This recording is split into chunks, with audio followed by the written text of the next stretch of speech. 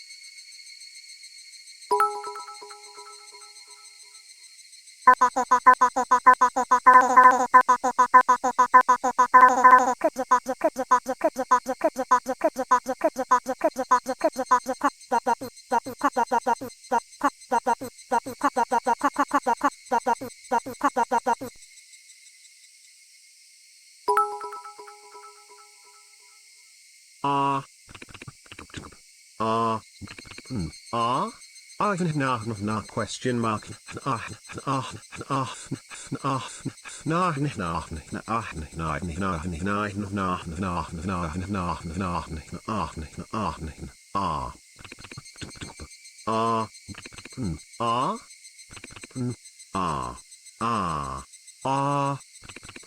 A question mark, a question mark, a. Question mark,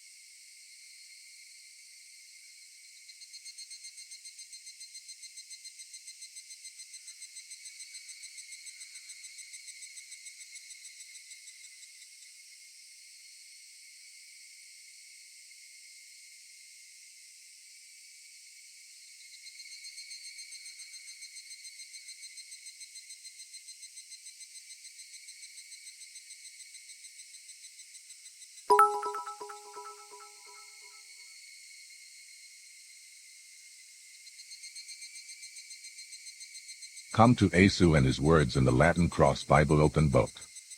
Asu is our Savior, hope, dream and future. He loves you very much and he understands your struggle. Come to Asu and pray about it as he loves you very much. You will be heard by Asu. Heavenly bless you. Say amen if you believe. Red heart, folded hands, smiling face with halo.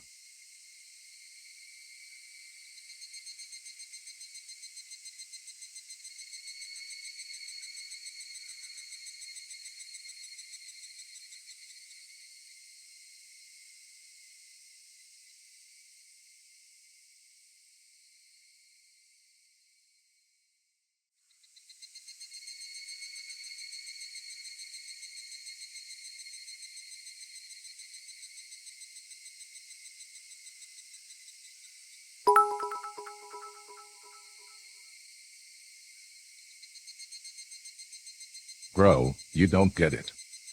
Sucking toes isn't just a kink, it's a biological necessity. I wake up sucking toes. I go to sleep dreaming about sucking toes. Morning toe sucking boosts dopamine, midday toe sucking keeps me sharp, and nighttime toe sucking tucks me in like a weighted blanket. You're drinking smoothies, I'm deep in the toe trenches, Tom first. Sucking toes clears my skin, aligns my chakras, and connects me to the divine. Call it weird, but I'm sucking toes and achieving.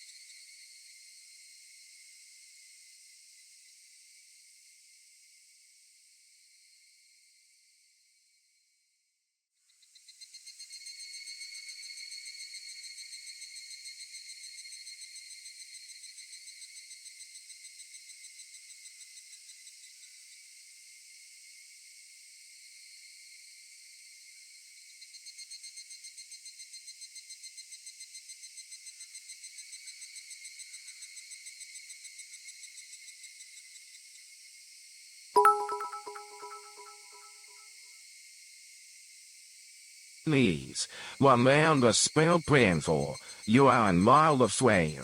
Tunes to 7 haha 6. So did HSR message back? Yep. I have to unfortunately do the live stream. Ugh.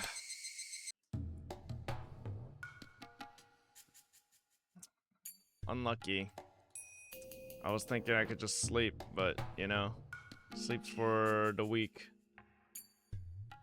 All right. The mountain dogs had retreated and reorganized their units. They were now ready to attack again. Takano was furious at them for not being able to bring R back to the clinic, even though they had her in their hands. She gave an order to capture her with all the mountain dogs' forces put together. Their vehicles were at the clinic and they were all standing by for the order to attack. Takano wasn't the only one who was furious. Okunogi was as angry as her. That rookie policeman from 5 years ago had grown. He even made Okunogi yield. He couldn't accept that he was defeated, so he was bent on revenge. The reason why the order to attack was held off was because the signal from the transmission device on Irie was momentarily interrupted. They interpreted it to mean that Irie had gone even farther down into the basement. The mountain dogs assumed that the club members would go even further underground and try to escape by using some kind of secret passageway. The passageway couldn't be that long. They'd have to come up to the surface eventually. The mountain dogs were planning to catch them as soon as they surfaced. You're the only guy in the world that will complain about a free bag? Losing sleep is not free, bro. The villagers were too busy with finishing setup for the festival, so they had no idea what was going on. By this time, the mountain dogs had shut down the telephone network. They were afraid the club members would call the police. The only way into the town was being watched by the blockade unit, so the club members couldn't escape that way. Ara and her friends had to come up to the surface. They couldn't be thinking of staying underground until things settled down. Their lifeline, Tomitake, was in captivity. They couldn't be stupid enough to think of attacking the clinic to rescue him. More than likely, they would try to escape from the village on foot. They would probably call the police to help them. The patrol unit had several cars driving around the village, their eyes peeled for the signal of the transmitter or those on the run. It was time to wait patiently. The battle had returned to the starting point, and the balance of power was even again. いつまでも息を潜められるわけはねえんだ。じれずに待て。絶対に出やがる。ところでうちのお姫様はどうした？富武兄に尋問中です。どうやら説得を試みているようです。こうなっちまったら、穏便に済ませるには監査役を抱き込むほかねえからね。生かして捕らえたのはでかかったぜ。Stop laughing, bro. Why is this guy so smug? He got shit on by Akasaka. お姫様はいねえし、東京ようやく落ち着いて冷房を浴びられるってもんだな。隊長、東京から無線です。野村さんからサンサーテでなく。はい。やれやれ。電話がダメなら無線かよ。さて、東京の女王様がこの後に及んで、俺に何のお話ですかね。山犬のおこのぎです。どうぞ。Bro, why don't they show us what they talk about? Because Nomura's contacted Okunogi twice now. Tomitake was being held in a small meeting room. He was shoved under a desk. He was restrained so tightly that he couldn't even turn around. Takano was sitting in a chair next to the table staring at the whiteboard. It outlined the research plan that was to be shut down. But Takano wasn't really reading it. She was just staring. Neither of them said a thing. Silence filled the meeting room. もうすぐ11時ね。本当に今日は長い日。あんなにも早朝に起こされてから、まだ半日も経たないのね。Tomitake didn't reply. ジローさん、今からでも私に協力してはくださらない。And 山犬 silent なんかい treatment. らない。あなたさえいてくれればいいわ。山犬には私の心を慰めることなんかできない。Don't get tempted, Tomitake. She's a succubus. あなたの一見無神経な心遣いでしか慰められないって。二郎さんは分かってて私に無神経に接してくれてたのよね。変に同情しても何の役にも立たないなら、せめて私の心を気分転換で楽にさせてあげようと思って。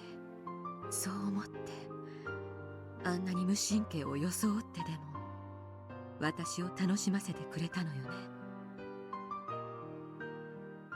高野三等陸佐として話してるんじゃない。高野美代として二郎さんに話してるの。それでも返事をしてはくれないの。捕虜は名前と階級と認識番号しか喋っちゃいけないことになってるんでね。Oh shit. Takano hung her head. その手錠の鍵、持ってないの。ごめんなさい。いいよ。それを求めたわけじゃないさ。コーヒー飲む？遠慮するよ。この状態でトイレの世話になりたくないからね。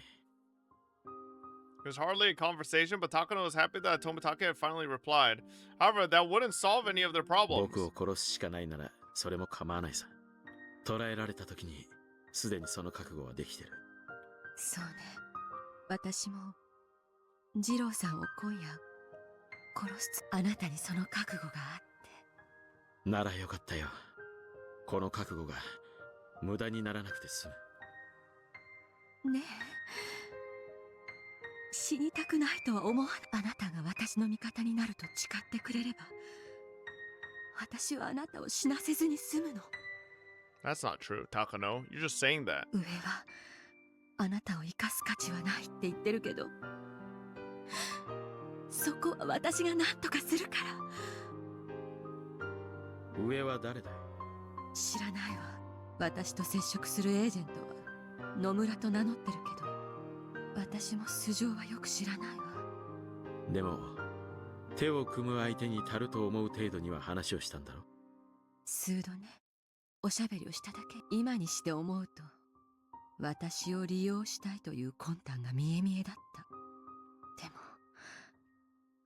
もなぜかあの時は彼女だけが私のことを理解してくれるって、そう思ったのよ。わかるよ。君に誰かの助けが必要な時期があったことは知っている。その時君のそばにいるのが僕でありたかった。そうね。そこにいたのが二郎さんだったらどんなに良かったことか。また誰も死んでない。これから殺すわ。東京には君の黒幕もいれば、それと対立する黒幕もいるが、ほとんどの高野さんはもう全てが手遅れだと思っているだろうけど、まだなんとかなるんだ。まだ取り返しがつく。なかったことにできる。そうして祖父が築き上げたひなみ沢症候群の研究も。高野さん、君は何がどうなれば満足だったんだい？ Takano closed her eyes for a bit while she came up with an answer. Her grandfather's research had been insulted. She wanted those with higher positions of authority to take it seriously. Nomura could make that happen. When that final operation was enacted, the higher-ups of the country would have to read the article, and they would have to believe what's in it. They will authorize the execution of their emergency manual. And yes, that would create an irreversible disaster. But at the same time, the disaster would prove that her grandfather's article had merit. それで君は満足なんだね。ええ、満足よ。それが高野美代の生を受けた理由だから。前に聞いたね。なら君はこの作戦が終わったら消えてしまうわけだね。高野美代の目的は達せられ、地上からなくなり、君は本当の君に戻るんだ。田無美代子。それが本当の君の名前のはず。Holy shit, he knows. How long had it been since she heard that name? Takano closed her eyes slightly. そうね。私はもうすぐ田無美代子に帰るのね。田無美代子という少女は両親を失って施設に送られ Who た。 the fuck is that? That's not Tomitake speaking. そしてそこで虐待されて死んだ。 It's a doppelganger. 君はそう言ったね。ええ、私はあの日のあの金網の中に戻らなければならない。二郎さんは経験ある。 Takano told Tomitake about her horrible experiences, which were simply unimaginable for normal people. もう一度あそこに戻って、今度はおじいちゃんに助けられずに死ぬの。そうすれば私はここにいない。私がいなければ入江期間もなく、こんな君は死ぬ気だね。作戦が終わったらいろいろとご褒美があることになってるけど、あまり信じてない。ある日突然ホームでドンと突き落とされるんじゃないかしら。君には心を許せる味方はいないのか？クライアントは所詮クライアント、味方じゃないわね。でも山犬は味方よ。彼らが私の靴を舐めたくなるくらいの金を弾んでやったからね。 See, that's where you're wrong, Takano. She doesn't know Nomura might be paying them more. でも心は許せないだろ。味方は味方よ。あなたを捕らえ、今から R たちも私の役に立ってくれてるわ。それは今の君に必要な味方じゃない。そうね、今の私に必要な味方じゃない。 Takano paused. She paused because Tomodatake had just said exactly what she had been thinking. Since the day Tomodatake disappeared, she had been feeling restless. Takano had to admit that she needed Tomodatake. ジローさん、山犬は何億円かのお金で転んでくれたわ。まだ私の手元には1億ちょっと残ってる。あなたはいくら払えば転んでくれるの？ Tomodatake is not a prostitute. He would never. 君が一番欲しいものがいくらで買えるかを考えてみるといい。こんな時にキザな例えだこと。お金では買えないって言わせたいのね。諦めるんだ。山犬は飼いならせても僕は飼いならせない。Ooh. それを A man of 転ばせたいと言ってるの？あなたが望むならお金だけじゃない、何でも与えるわ。私の髪の毛一本からつま先の先端まであなたのものにしていい。 He's not interested anymore, bitch. 靴を舐めろと言うなら今この場で舐めてもいいわ。 Ew. それでもまだ足りない。 Tomodatake didn't reply. It was an affirmation by silence, but a signal to Takano that he had already told her everything he meant to say, and the most saddening form of silence for her. あなたより毎朝早く起きて朝食を待ち合わせ場所には必ずあなたより先に来る。二度とあなたを待たせて試すような真似をしない。それでも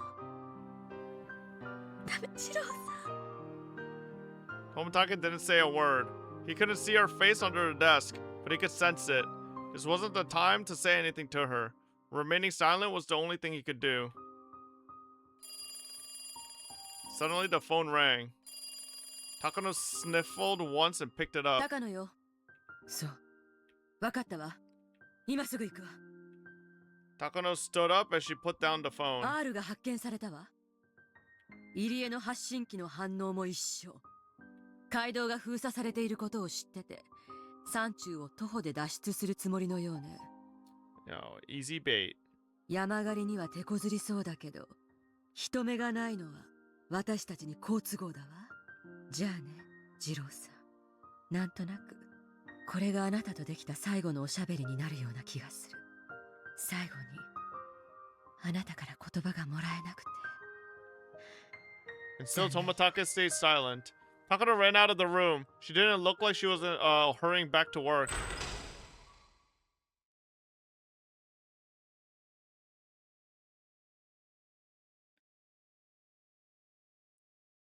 連中ははじめ近くの山中に出現し村中に出たようです。村人に接触して助けを求めようとしたのかもしれませんが、偵察車両の1台が逃走車の一部と R を発見追跡。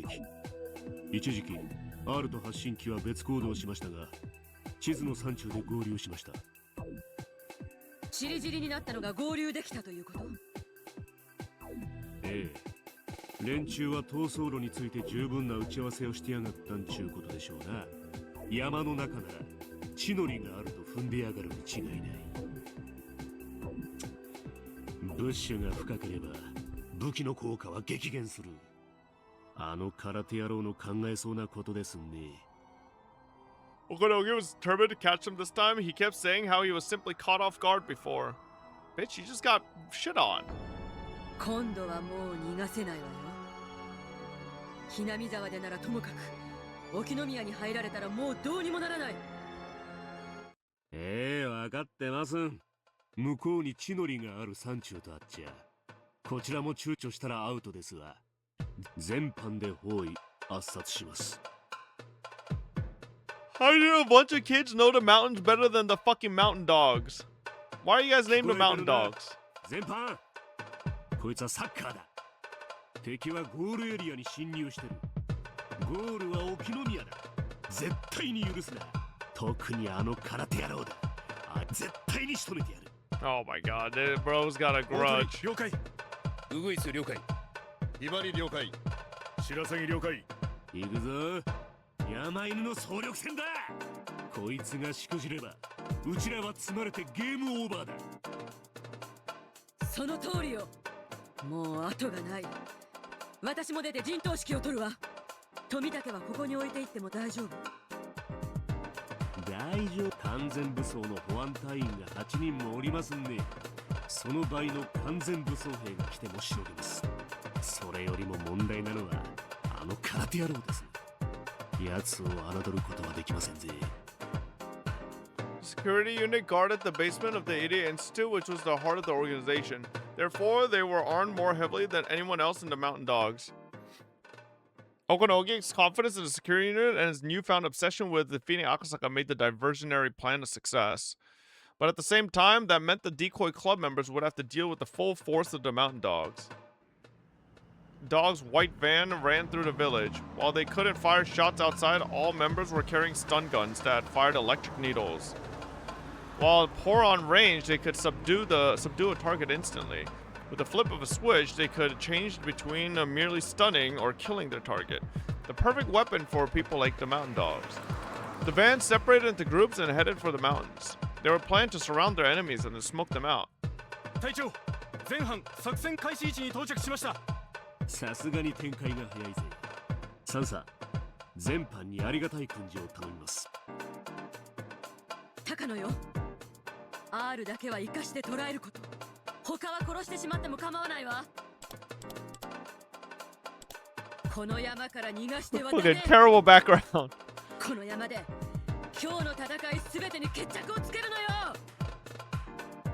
ウグイス、ヒバリ、白鷺、山狩りを開始しろ。大鳥はゴールキーパーで予備兵力を務める。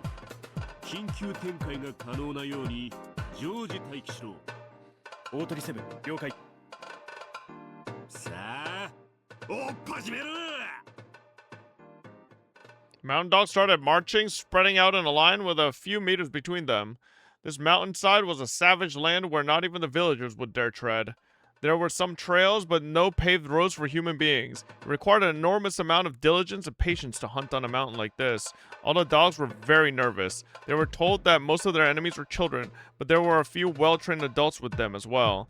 In addition, they were supposedly armed quite heavily and they knew the layout of the terrain quite well. It was obviously going to be a tough battle. おこのぎ、山狩りってのは普通どのくらいの人数がいるの？一概には言えませんが、多ければ多いほどいいでしょうな。山犬の人数じゃ全員集めても全く足りません。でも向こうも少人数なんだからそう不利な条件じゃないでしょ。ほらよく言うじゃない。守備を崩すには3倍の兵力がいるって。こっちはさらにその倍以上いるんだから。まあ数万の兵力の場合ならそういう数式になるでしょうね。Does it work in smaller scale battles? The U.S. Armed Forces proved that in the Vietnam War. なら今回の山狩り、おこのぎはどれだけの兵力がいると見てるの？何でもありってことでですか？何でもありって意味がわからないけど、どのくらいが今朝の政治的奇襲も含めて向こうの指揮官は相当優秀です。そして火器取り扱いのベテランが最低2、近接格闘のベテランが最低1。そこまでは認めるけど、あとは所詮子供でしょ。あとは子供のようですが、多分ここに逃げ込んだからには彼らのテリトリーでしょう。地の利が十分な子供一人はよく訓練された強襲偵察隊一個小隊に匹敵しますね。サンサが考えてますより相当厄介な相手ですわ。それを制圧するのにどの程度の兵力が必要だっていうの？山岳歩兵が一個師だ。ああ、師団ってのは山犬が3つ4つくっついて大隊、そいつがさらに3つ4つくっついて連隊、そいつがさらに3つ4つで師団ですね。30倍の兵力が必要だというの？ Hey Miro, thank you for the 13 months. Welcome back. もちろんそれだけじゃ足りません。砲兵陣地に要請して山ほどの事前砲撃が航空支援が得られるならファントムにナパームもばらまかせたいところですね。冗談じゃないわ。そんな兵力ここにはないわ。じゃあそれにはるかに満たない山犬で山狩りをしたらどうなるっていうの？まあ楽じゃないでしょうな。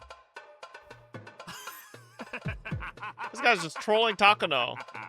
Okonogi laughed boldly. He said it wouldn't be easy, but he also seemed to be implying that he was the only one capable of doing it.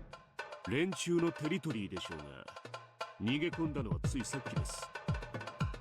陣地もなけりゃトラップ設置の暇もないはずだ。地の利を生かすには時間が足りないはずです。Takano listened to Okonogi's explanation. She felt a little anxious.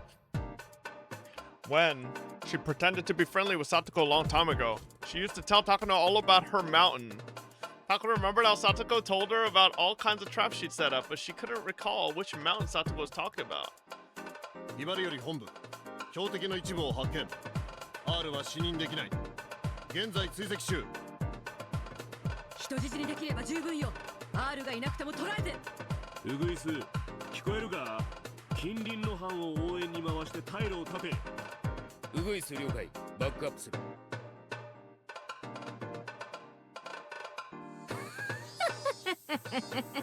そりゃそうだよ。退路を立ちたいよね。Some fallen trees were leaning against a much larger pine tree, forming a natural scaffold. A small hut made out of plywood had been built on top of that. It was one of Satoko's many secret bases. It was in a perfect spot since Mion could see the foot of the mountain well. すごいね。みーちゃんの予想通りだね。さて、我が部にどの程度叶うか、お手並みを拝見しようかね。レナたち、勝てるかな？何言ってんだか。向こうの指揮官は無能だね。私たちを攻めるなら山岳訓練を終了したベテラン歩兵が一個師団、それをせいぜい中隊規模でとはね。未熟にも程があるよ。さーて、何人が私たちを相手にしてこの山を無事に降りられるかな。 One Piece? そったれ！ヒバリ4攻撃を受けた。逃がすな。丸太を山ほど転がしてきやがった。ヒバリ6が捻挫で残りで追撃する。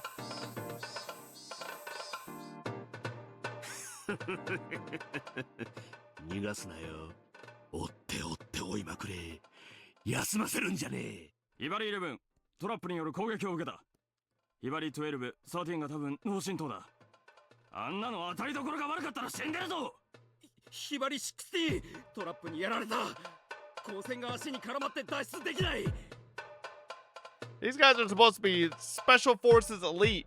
ナイフじゃ切断できない。番線カッターを持ってきてくれ。 Chaotic radio transmissions came in and one after another.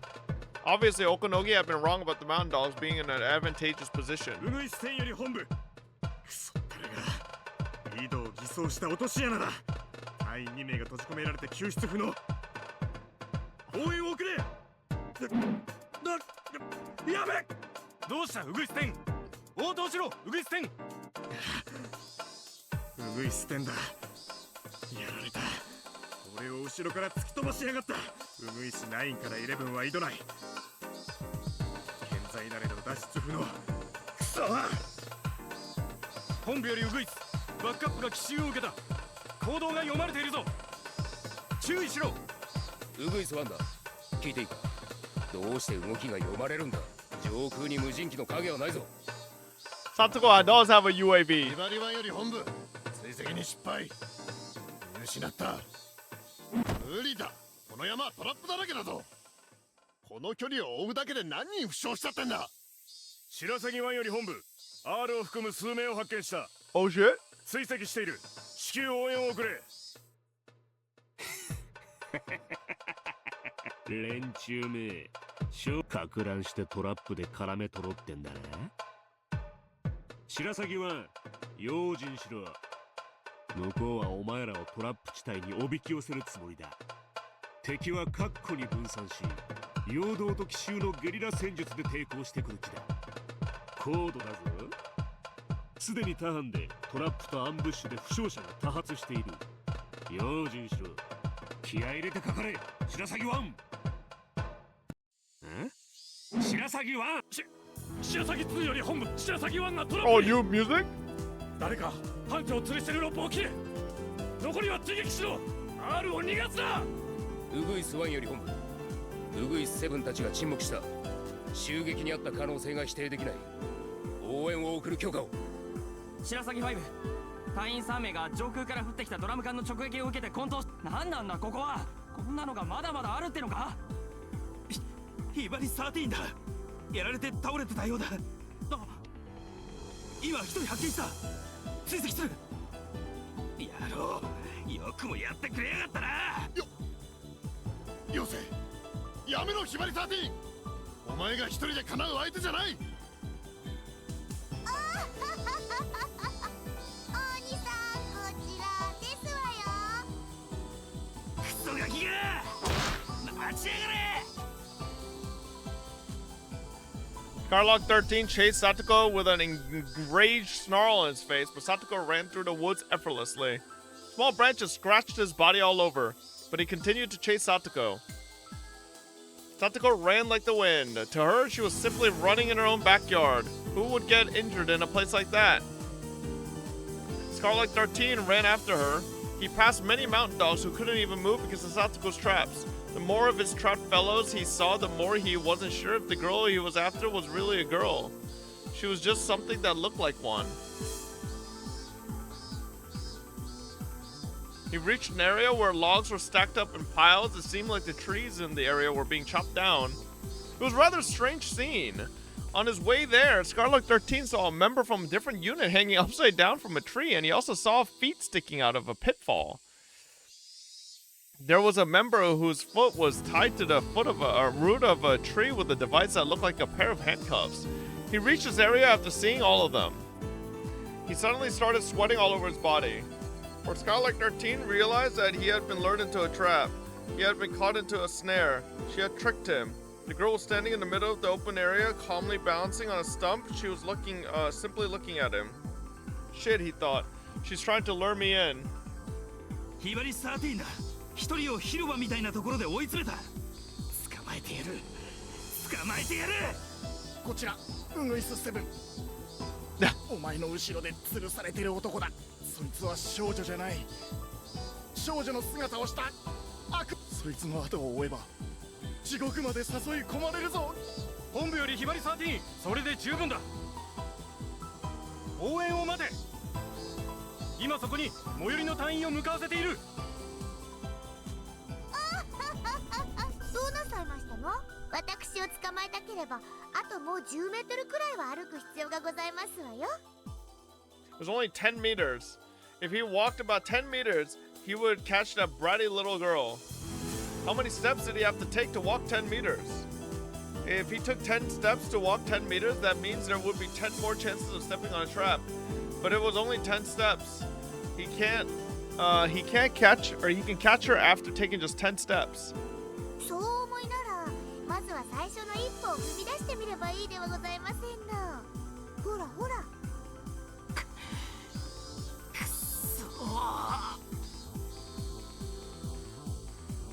How was he going to take his first step? That area with weeds looks suspicious, but the bare ground looks suspicious too. What if he jumped onto a tree stump? No. That was what she wanted him to do. Holy mind games. Cold sweat was dripping off Skylark 13's body. He only needed to take 10 steps. So why was he so nervous about taking the first one? 切り株だ。おせひばり13。さっき根っこで足を縛られてたウグイス8だ。切り株はきっと罠だ。あたりは切り株だらけというのがうさんくさい。聞こえるか、ひばり13。物資は危険だ。草むらは踏むな。むき出しの土もやばい。くそだね。どこを踏めばいいんだよ。Go home. 飛んでけってのかよ。まだいらっしゃいませんの。私退屈ですから。そろこちらスマキにされて転がっているウグイスないんだ。今標的な一人がその頭を蹴られている。そこはトラップフィールドだと言ってるぞ。え？その待ち構えてる小娘、最高傑作が設置されているらしい。油断するな。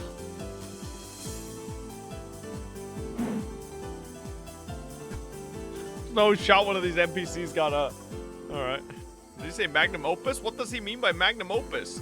Then what about all the other traps? Weren't they her magnum opus? We mountain dogs are professionals. We're paid to engage in battle. Yet this little girl is playing us like fools. Can we not beat her? Can't we beat that brat? This must be a bluff. How is it possible for a trap to exist that's worse than what I've seen so far?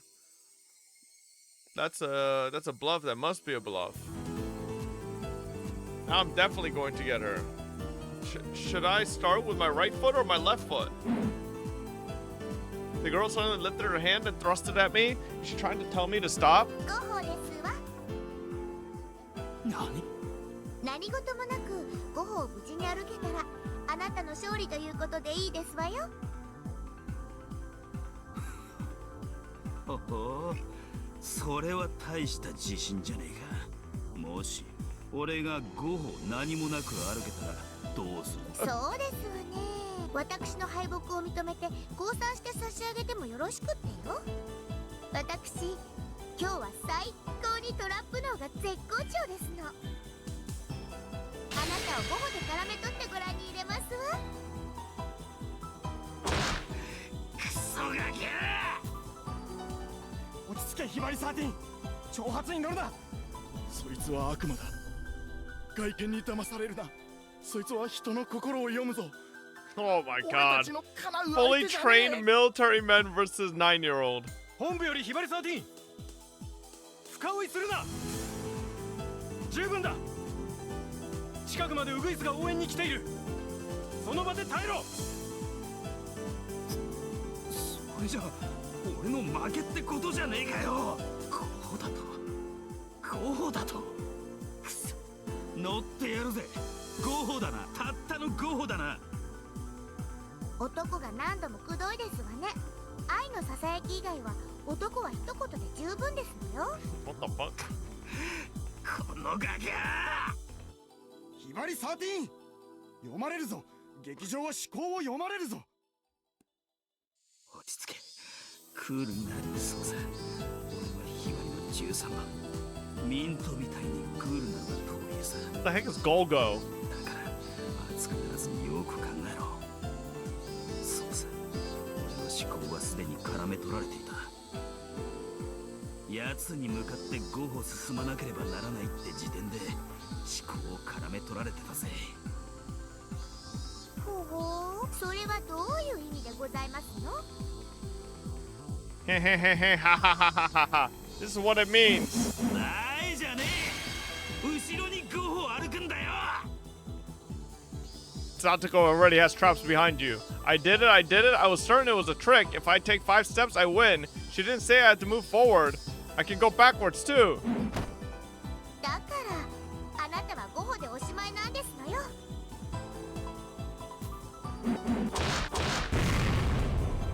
Oh my my god! He's dead! ひばり13沈黙。あのバカ、すっかり乗せられやがって。Satoko's remarkable performance wasn't just her own effort. Mion had mastered the geography and enemies' formations while instructing Satoko. Satoko marked all of her traps on the map. When that map and Mion's ability to command combined, the club was simply unbeatable. Rika and Hanyu, who knew about the mountain almost as well as Satoko, relayed orders from Mion to Keiichi or Rena. They then prepared for the ambush. The traps didn't always activate when they were stepped on. Sometimes Keiichi and the others were setting them off at the right moment. Keiichi and Rena continued to fight everywhere according to Mion's orders. Sometimes they'd hide and sometimes they'd attack. One by one, they'd eliminate their enemies. Satoko's traps had been taking down most of the enemies, but Keiichi's surprise attacks with his bat had worked out successfully too. Not even the well-trained mountain dogs could respond to attacks after being stunned by these traps. Humans need a little time to react. According to the research done by US Armed Forces, the average reaction time is 15 seconds. In other words, any soldier is powerless during the 15 seconds following a surprise attack. Shortening those 15 seconds is one of the goals of training. It will never become zero. Their radio communications had actually made things much worse for them. The more they heard about damage done to the other units, the more worried they got. That slowed them down and made them think less significantly. At that point, as far as Mion was concerned, the mountain dogs were no longer a force to be reckoned with.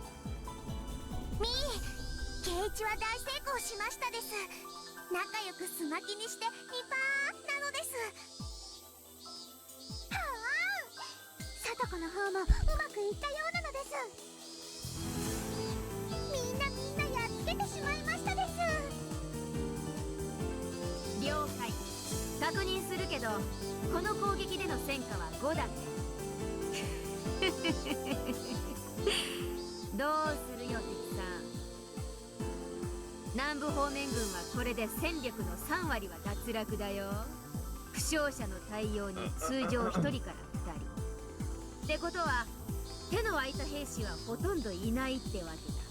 まっとうな指揮官なら本部に撤退を申し入れるね。こちらひばり湾、隊員に負傷者多数。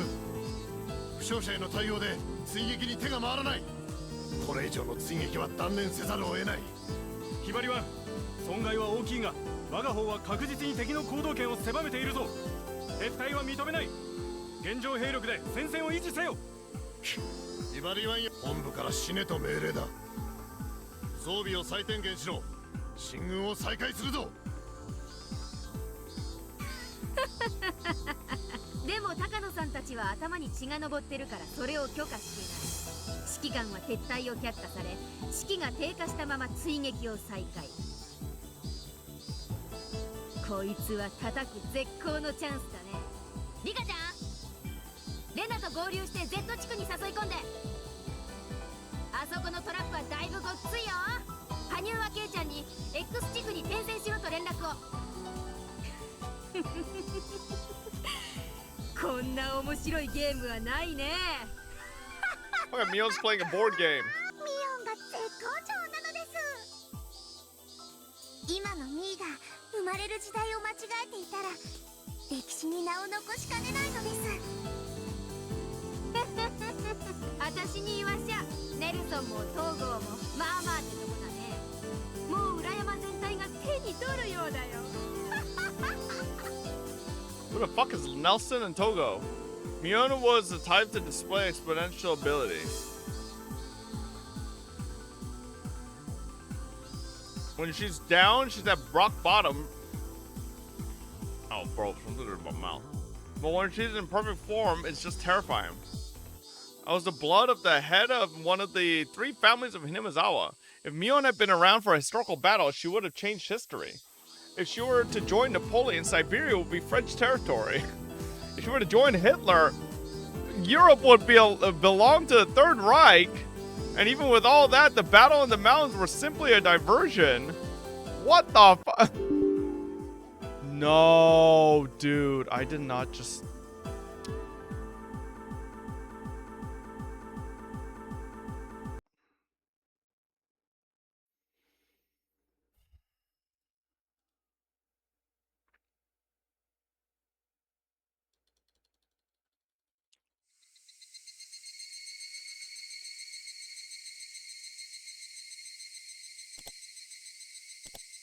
Bro. Do you know how much dialogue? That's what I get for not saving, man. Oh my god.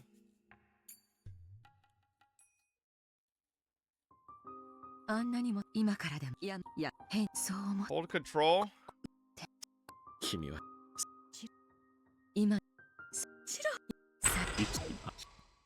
やつをさあ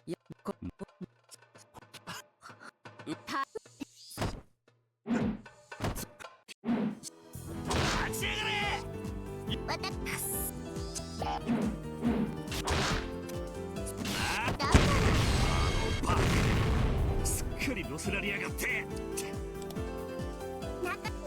決まりはもう裏山全体が手に取るようだよ Wait. Okay. But when she... Okay, here we go. Hitler, if she were... yep, and even with all that, the battle on the mountain was simply a diversion. Just as Mion had expected, everything had collapsed into chaos. If the mountain dogs could think calmly, they could have realized they hadn't seen any adults. Save... But they didn't notice, confused as they were by all the attacks they were suffering. Of course, that too was part of Mion's plan. The scale of the diversion would hide the fact that there was a rescue unit going to get Tomitake. Therefore, the more chaotic the battle grew on the mountain, the better it was for the rescue unit. That was why she chose such an ostentatious method of fighting.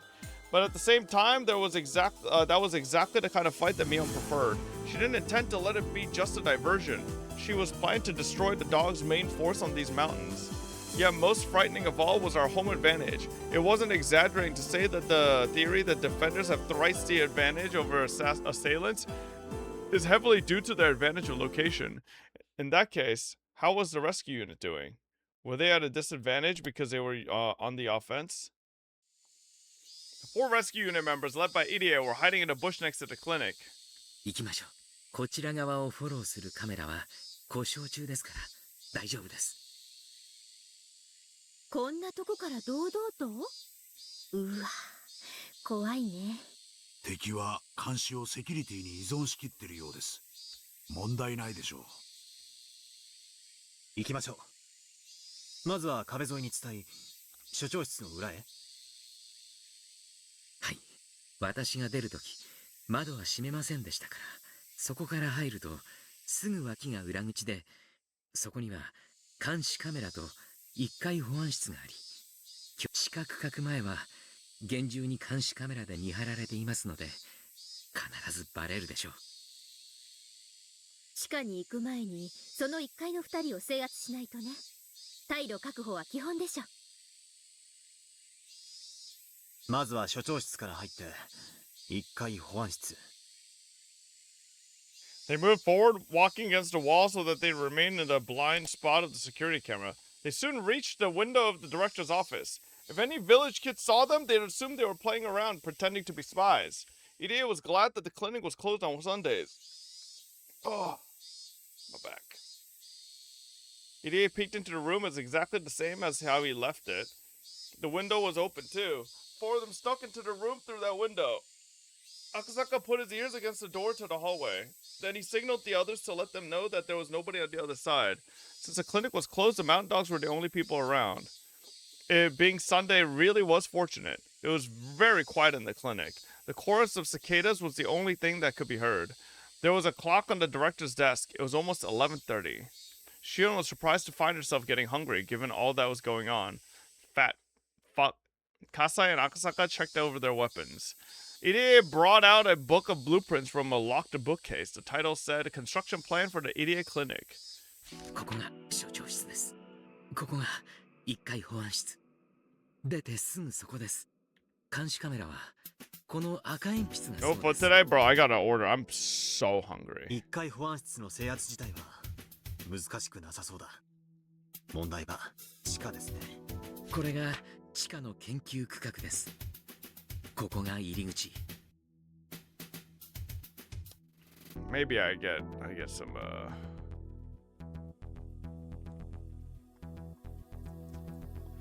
How for a second dinner? Bro, I haven't eaten. I did eat lunch.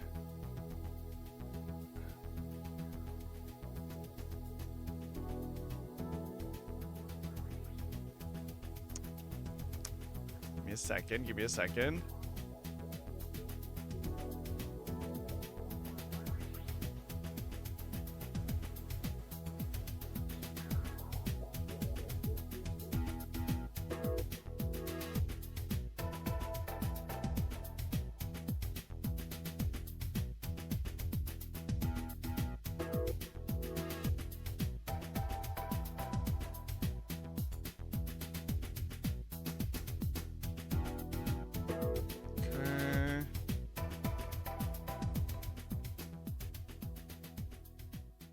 Go.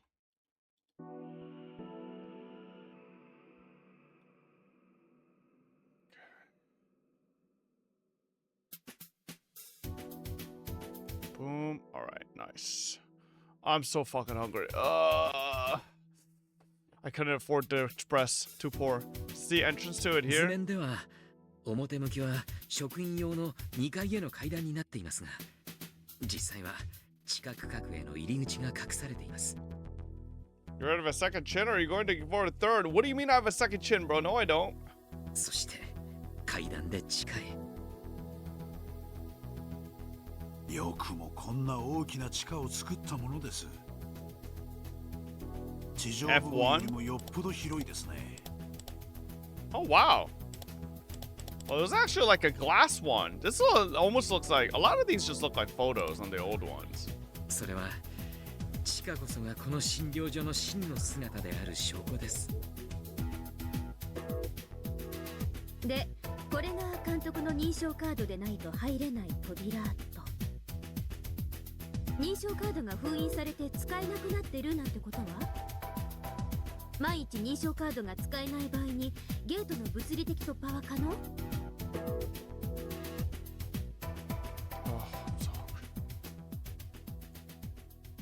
非常に厳重な扉で、証拠隠滅時にはそれを閉じてから内部に注水して封鎖する決まりになっています。ということは They are a lot of older VNs just use RL images and filter them to Kingdom Come. この容積を満たす水圧に耐えるということは相当に頑丈だ。ってことは認証カード以外の方法では不可能ってことだね。一般用の認証カードは個別の登録抹消が可能なはずですが、私と高野さんの認証カードは商工用の特別カードと聞いています。登録抹消には各個に設定した8桁のパスワードが必要ですから、事実上彼らには抹消できません。将校自らが不法使用することは想定していないということですね。それでもダメな時は1階保安室の人間に開けさせましょう。保安要員のカードなら将校の次に強力なはずです。素直に協力してくれるとは思えませんが。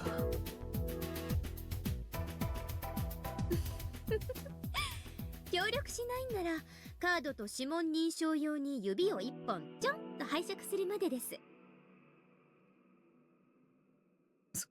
そうしたくはないですね。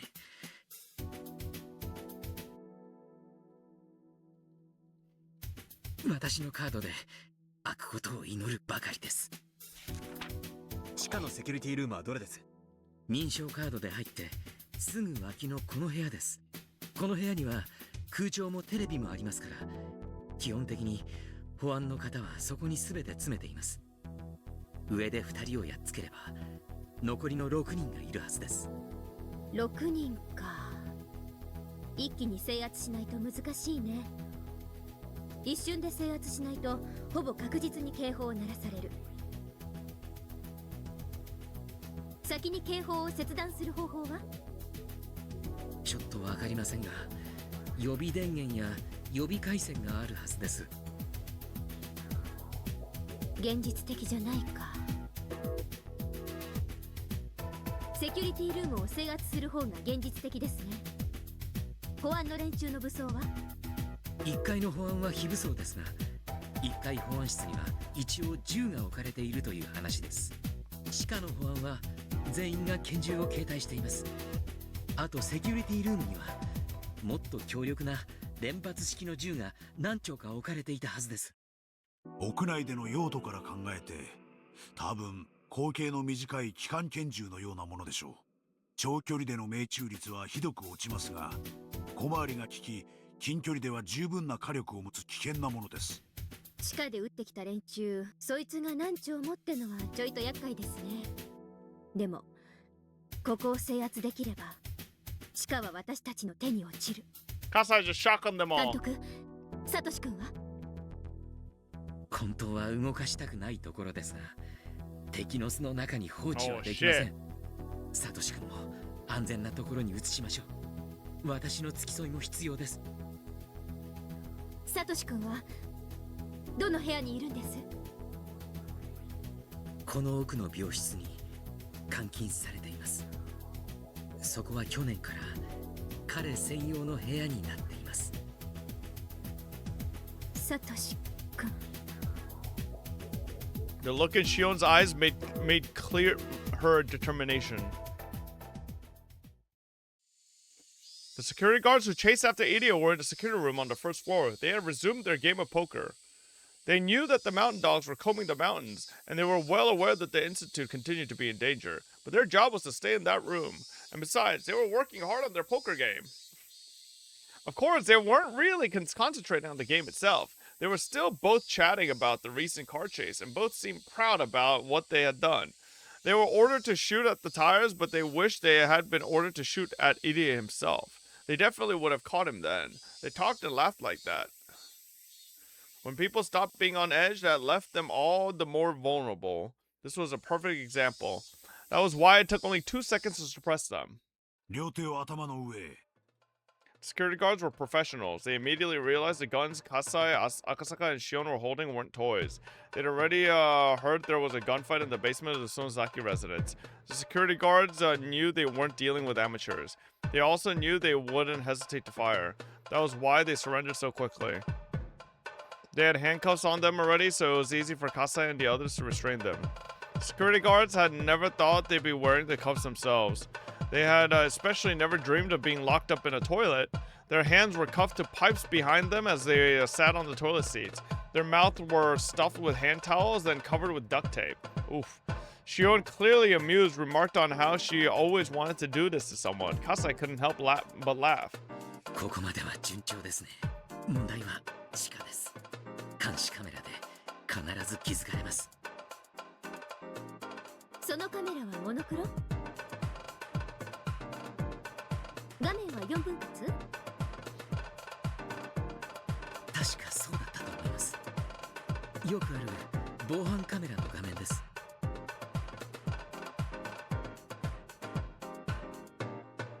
ってことは解像度は良くないですね。なら私いい手を思いつきました。シオンさん、捕虜の虐待はあまり良くないのでは？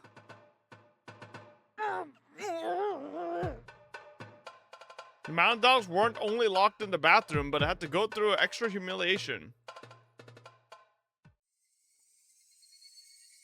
Radio calls continued to come in from the mountain dogs who were fighting up in the mountains. The security guards listened to them intently over the speakers. From what they could hear, it was obvious the mountain dogs weren't doing well at all. They kept falling into traps, suffering heavy losses, all of which they had never expected. It was clear that the mountain dogs were trapped, but they even started to think that they were being lured into something bigger than a simple military maneuver. The mountain dogs had made a mistake. They assumed the club members went to the mountains to escape from Hinamizawa. But they were wrong. They were simply being lured into their enemy's carefully prepared territory. The panicked voices of the mountain dogs, Takano's yelling and Okunogi's reprimands could be heard through the speakers. It certainly sounded like a war zone. 大鳥湾より大鳥。休憩時間は終わりだぞ。俺たちも出撃する。味方の損害率はすでに致命的状況だが、敵は確実に交代を重ねてすでに包囲されつつある。もう一息だ。温存した大鳥で一気に圧殺する。陣頭指揮はサンサが直接取られるそうだ。俺も出るぞ。これで決着させる。おい、隊長が出るぞ。大鳥も上がる。総力戦だ。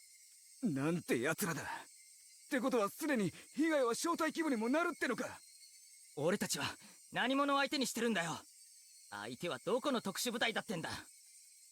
They're mostly 9-year-olds. The security guards listening to the battle reports over the radio fluctuated between dismay and rejoicing. A cute chime rang suddenly. It was a warning chime that rang automatically when someone went through the entrance to the basement. When the chime rang, the guards were supposed to check the screen to see who was coming through. The one who looked at the screen needed a moment to comprehend what he was seeing. おい、入江首相だぞ。何? They could see the two security guards on the first floor restraining Irie and some girl.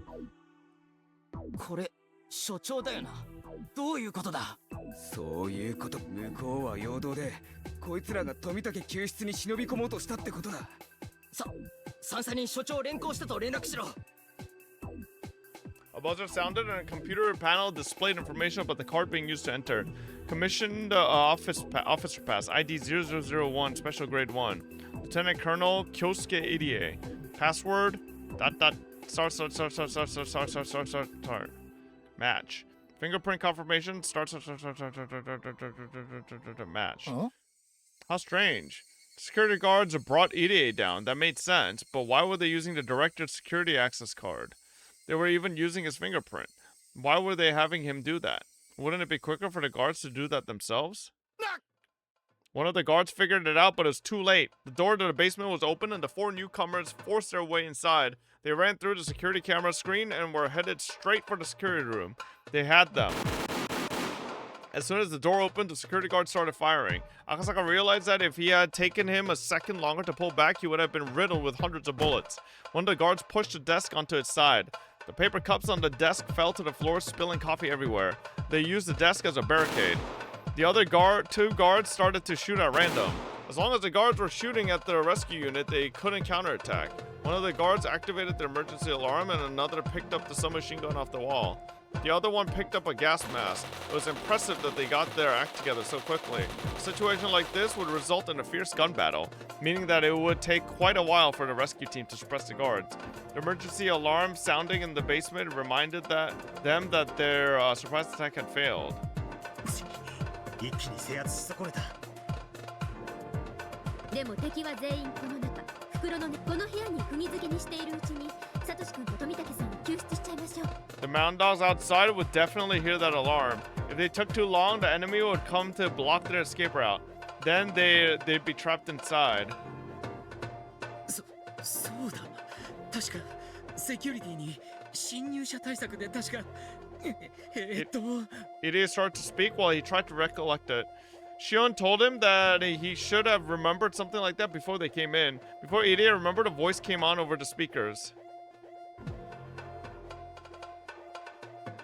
エントランス区画にて緊急事態が発生し、問題が解決するまで研究施設内のエントランス区画のスタッフはセキュリティルームに集合し、保安隊員の指示に従ってください。120秒後に研究区画およびエントランス区画には繰り返します。どうやら2分以内に制圧して警報を解除しないとヤバいことになりそうだな。鎮圧用ガスって何ですか？毒ガス？確かジフェニルシアノアルシンです。The hell's that? 極めて高い濃度で吸えば危険ですが、命を直ちに脅かすものではありません。吸入の数分でさえ症状はいくつかありますが、最大の特徴は約30分間くしゃみが止まらなくなることです。 Isn't that also called Red Agent? The military used to use it to secure enemy territories. They either had to run out of there immediately or take over the security room, but since the area had been sealed off, they couldn't escape. But there were armed guards in the security room, and if the rescue unit members even peeked around the corner, they'd be shot at mercilessly. ダメだ。これでは狙って撃つなんて到底できない。 Why didn't they bring grenades? インドアの基本はグレネードか。 Yeah. くそ、そんなのないって。焦って飛び込めば蜂の巣です。どうすればいいんだ。サトシ君は目前だというのに悔しい。 Shion pressed her forehead against her gun, gritting her teeth in frustration. As Kasai analyzed the situation, he stood up and spoke. 皆さん、私に任せてもらいましょう。 Oh shit?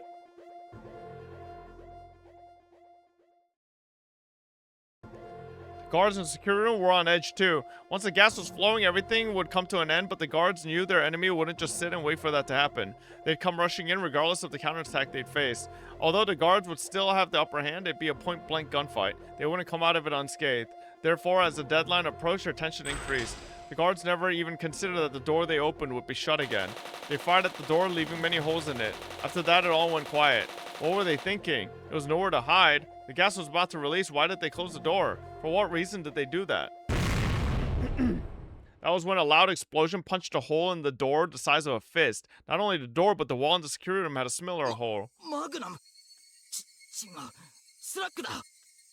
A calm voice echoed from the other side of the door. ご名答です。こいつは人間を撃つ弾じゃありません。威力は皆さんほどならすでにご存知でしょう。The power of a slug bullet is limited to extremely close-range battles, but it is also incredibly powerful. After all, it's fired from a shotgun, but it doesn't scatter.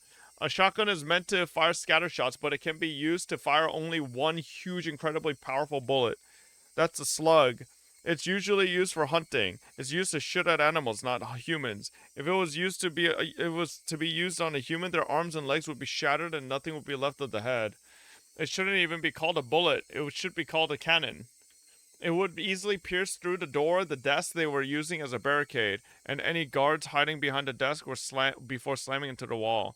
The guards understood very well just how powerful it was. The kind of guns they had shot out many small bullets. Therefore, they didn't work as well through a door. But their enemies didn't care about the door at all. Their weapon could easily pierce through anything. Hiding behind a desk didn't mean a あなた thing. 方を粉々にできることがご理解できたはずです。死にたくなかったら警報を切っていただきましょう。落ち着け。もうじきガスが出る。それまでの辛抱だ。その前に皆さんが内臓をぶちまけることになるとはお考えが至りませんか。 Kasai's voice was extremely intimidating. Only one who truly understood the power of the shotgun could talk that way. 時間がありません。5秒でケツを取ります。5つ数えて警報が切れなければ。どうする？ガスまでまだ60秒くらいあるぞ。焦るな。向こうだってビビってるんだ。No, he's not. 飲まれるんじゃねえ。 That was when a deep voice rang out, reverberating through the pit of their stomachs. おい、人が親切に話してるのに聞いてねえのか。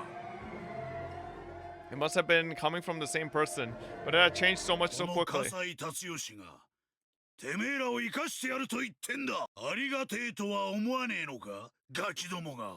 お前ら俺を舐めてんのか。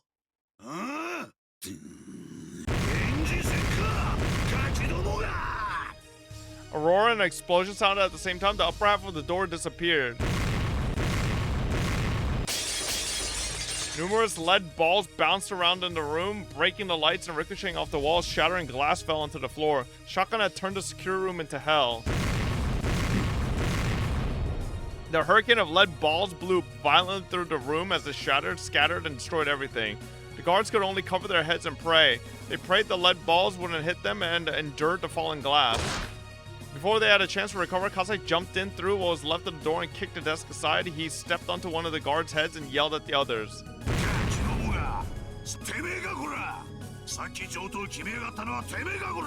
Holy shit.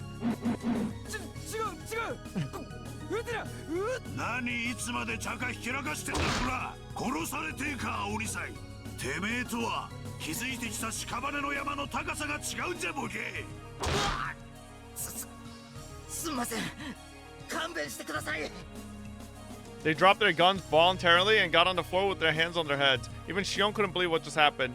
There were several of them, and all had been amply armed. Kasai had a weapon too, but it was his presence that defeated them. Even the mountain dogs couldn't equal what Kasai once had to go through.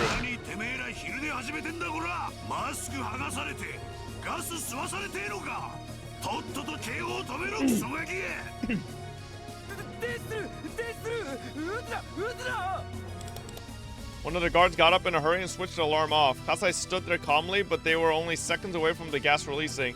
Shion and Akasaka came to their senses and quickly moved into the room to help Kasai subdue the guards. Kasai, anta. こんな真似は二度としないつもりでしたが、緊急措置でした。忘れてください。That was the Kasai Shion knew, but in the end, Kasai hadn't killed anyone. Shion remembered Kasai telling her how terrifying shotguns were in the basement of the Sonzaki residence. That was Shotgun Tatsu, whom all the people in Shishibone were so afraid of. どの道すでに警報は鳴らされています。長居はできません。そうですね。急ぎましょう。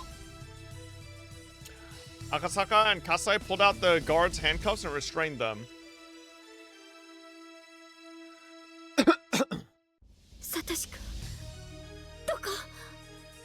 Now that the security room was under their control, Shion realized there was nothing keeping her from seeing Satoshi. She was getting anxious. Irie had shown her the map.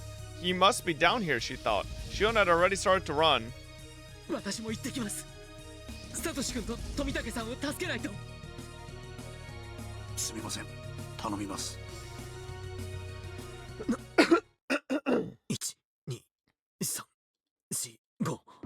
Felt the chill running down his spine. Irie said there were 6 security guards. Shion wasn't paying attention to anything else. She was only thinking about her reunion with Satoshi, and she still can't hear in her left ear. To make things worse, the security guard is waiting on the left side of Shion. Shion had to regret letting her guard down just a bit too early. The mountain dog jumped out and grabbed Shion. He choked her neck with his thick arm. There was no way Shion could get out of the situation alone. Irie saw what had happened. Fortunately, their backs were turned towards him. Here was Irie's chance to attack the enemy. But today, Irie had lost a lot of confidence in himself. He felt he hadn't done anything right all day. Fighting wasn't his expertise, so there really wasn't anything he could have done. But he was disappointed in himself for not being able to help just the same. But in that moment, he was the only one who could do anything. If possible, he wanted to go get Kasai or Akasaka. They were both very reliable. They could take out this man in an instant. But there was no time for that. Only in this moment was his back facing Irie. And if Irie didn't do anything, the dog was sure to take Shion hostage, creating a deadlock. Enemy backup could arrive at any moment, so being in a deadlock would mean death.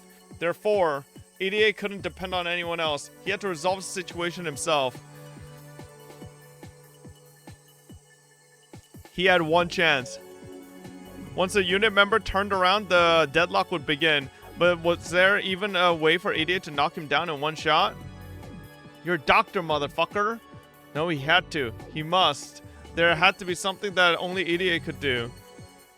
Irie took a mechanical pencil out of his pocket. It was probably the strongest weapon he had. Don't fucking yell, bro. Fucking give a goddamn warning shout.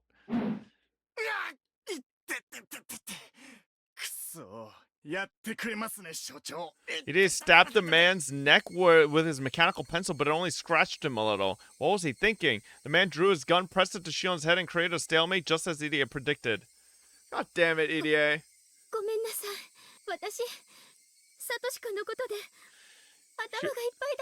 Shion's eyes were filled with tears.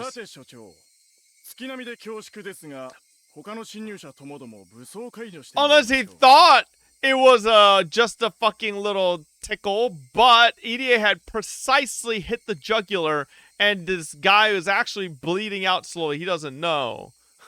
さっきのとんでもない音は相当でかい銃を持ち込んでますね。撃たれたらたまりませんので。Come on, EDA. Remember Kasai-san from earlier. You can do it. 笑わせます。この入江機関、この入江京介に取引などできるつもりですか? Yeah, maybe not. I think he's just gonna talk no jutsu out of it. これは高野さんの開発したシャーペン型の偽装 Okay, he's 注射 fucking です。 okay. He's bluffing. 薬物については説明が必要ですか? なんだと? If a regular person had said that, it wouldn't have worked. But EDA was wearing his white coat and the basement was his territory. What he just said sounded very believable. He wanted to believe that EDA was lying, but he started to feel an itch on the back of his neck. Ah, that's a fucking... Oh my god, it's a placebo effect. H178 は高野さんが生み出した170番台の最高傑作です。いかなる治療手段もなく、わずか数分で錯乱、妄想、頭痛、鼻水、鼻づまり、お通じの普通。 Scratch your butt so hard you'll bleed to that? 最後に Okay. は自ら治療法1分以内。嘘だ。そんなのあるはずね。すでに30秒経過です。そろそろ心臓を経由して全身に回り始めて、全身のリンパ腺にかゆみは出ませんか? 寝るときにいびきやおならが出ませんか? Jun could only watch this pathetic act in silence, but for the mountain dog who worked at such a shady research center, what EDA said sounded totally believable. 早くその治療薬を打ってくれ。さて、言葉遣いがなっていませんね。早く注射をしてください。ダメです。ご主人様への言葉遣いがなっています。一度だけ指導しましょう。このお注射はお尻に注射しなくてはなりません。まず四つん這いになってズボンをずらし、お尻を出します。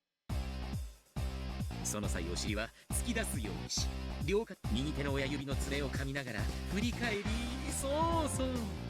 そしてあなたはご主人様、この私めにお注射をくださいませと。 What is he doing? The fuck? 言えませんか? 嘆かわしい。そもそも古来メイドはご主人様への絶対忠誠を誓い、熱死暴行に It is I think he's a closet freak. Alright. そんな素晴らしい社会を作った近年の日本はどうですか? メイドの心を忘れた若者はガングロ、ルーズソックス、派手派手なハワイ装束。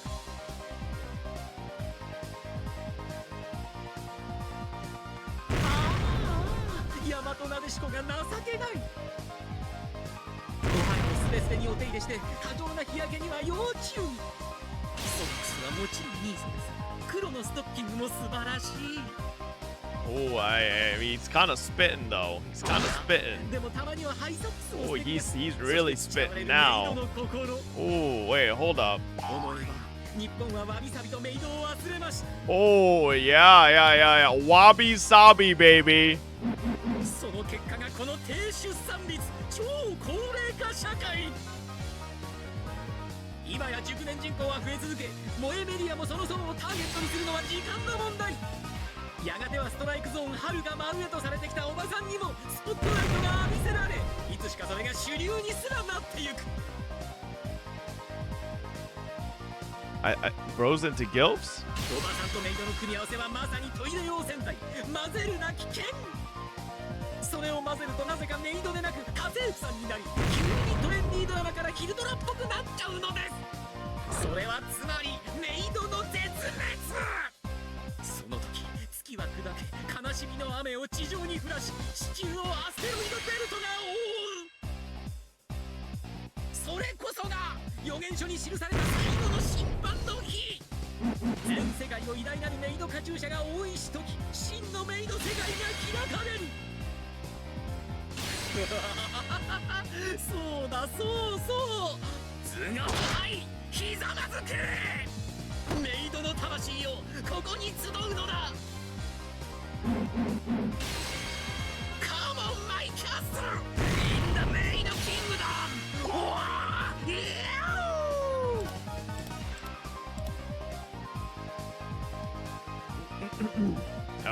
Okay.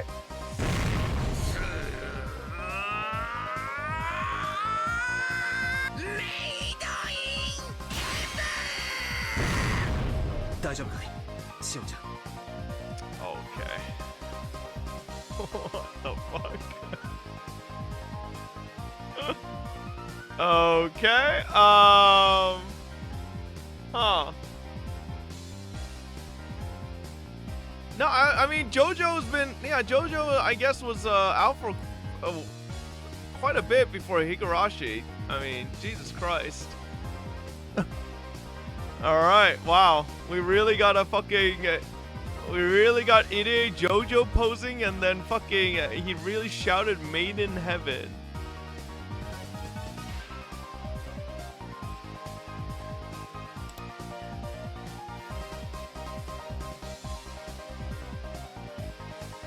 All right. Shion's probably got fucking, oh my god, she's probably embarrassed.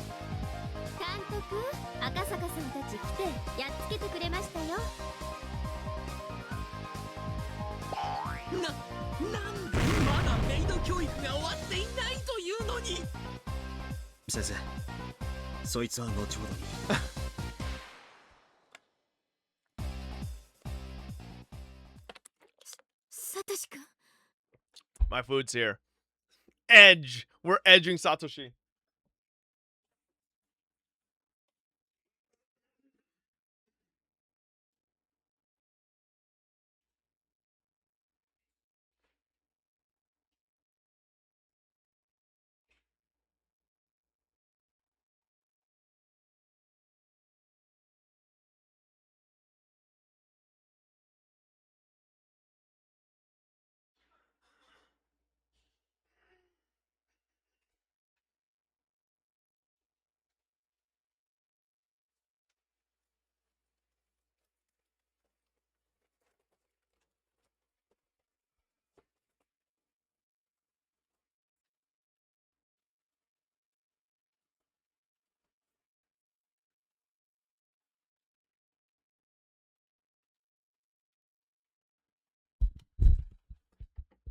I ordered chips and guac.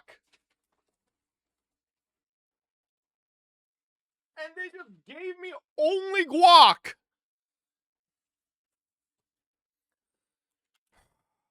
I'm gonna fucking... You sons of fucking bitches. Are we really serious right now? We're really serious. Are you fucking... What's wrong with door? All right. Let me see here. Fucking stupid rat bastard bitches. Fucking... Oh my god.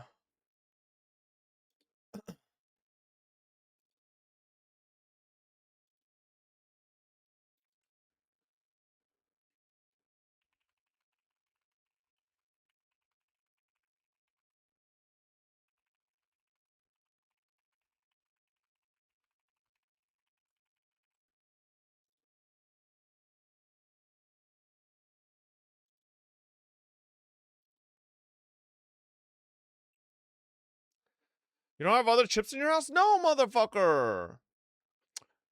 Man, they're just giving me a fucking bro.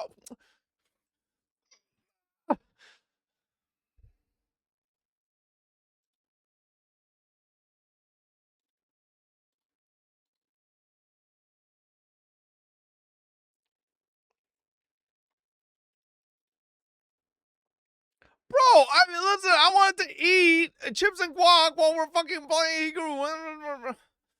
Oh my god, bro. Why can't I ever just have a fucking, like, perfectly fine Chipotle order? Why is it just always gotta somehow fuck it up? Like, God forbid they just get it right. Like, is it so fucking unreasonable for me to just ask him to fucking get it right? You know? Great. I fucking need to reorder the chips and guac. I guess I have a fucking extra container of guac for free. Son of a bitch. Alright. There really was nobody left to stop her. Shion ran down the hallway at full speed. It was right there. There was a huge window in front of Shion that allowed her to look inside. Shion threw herself at the window. Satoshi was there, lying on the bed. He was sleeping with an IV connected to his arm. There were some wires attached to his forehead and chest to observe his brain waves. The waves of light displayed on the machine they connected to proved that he was still, at least still alive. But he might be sleeping very deeply. His face was pale and he looked like there was barely any life left in him. 生きてるんだよね。サトシ君、生きてるんだよね。落ち着いてください、入江先生。早く彼を。I'm just saying, chat. I've been saying this whole time that Satoshi could have just been underground, you know? Like, Irie brought in a stretcher to load Satoshi onto. Kasai opened it up. 早くサトシ君を、サトシ君を。Well, I mean, listen, I had a pretty good theory that he was alive the whole time, you know? Whether he fucking escaped, ran away, yada yada, alright? That was theory number 234502345, right before you were saying he took the money and Okay, if he took the money and ran, he's still alive, which the general premise of him being alive is still accurate, okay? 彼を出す前に一つだけどうしても約束してほしいことがあります。Irie gave Shion a condition. What is he saying now? Shion angrily thought. 今から彼を担架に移しますが、いいですね。絶対約束してください。どうして起こしちゃいけないんですか? That was the first thing Shion wanted to do. She wanted to tell him personally that he was free, but Irie was telling her that she couldn't do that. 辛いことですが、真実だけを手短に話します。サトシ君はあの日、末期発症により脳と心に深刻なダメージを受けました。Emotional damage. 幸いなことに命に異常はありませんが、サトシ君には目に入るものの敵味方、過度の被害妄想と恐怖に取りつかれ、それから逃れるために急須が猫を噛むように。But what if Satoshi just needs to see a friend? 昨年、不用心なスタッフが整形手術を必要とする Oh damn, Satoshi ripped her face off. Is he a chimpanzee? 彼はたとえあなたであっても例外としません。Shion finally noticed it. While Satoshi was covered in a blanket on the bed, there were two belts over that blanket, holding him down on the bed. And that he also had leather straps around his arms. He was restrained to the bed. The belts had some marks on them. それって治るんですか? Silence that followed was cruel. Irie wanted to tell her that he would be cured, but he was a doctor. He knew he shouldn't say anything irresponsible, and so that was why he couldn't say anything. 何それ? 何それ? じゃあ何? サトシ君はもう私の頭を撫でてくれないの? なんで? Shion cried as she pounded on the glass. 彼のことをどうか。それは起こせばそのサトシ君の姿はあなたを必ず傷つけます。そしてサトシ君もですから分かってください。そんな。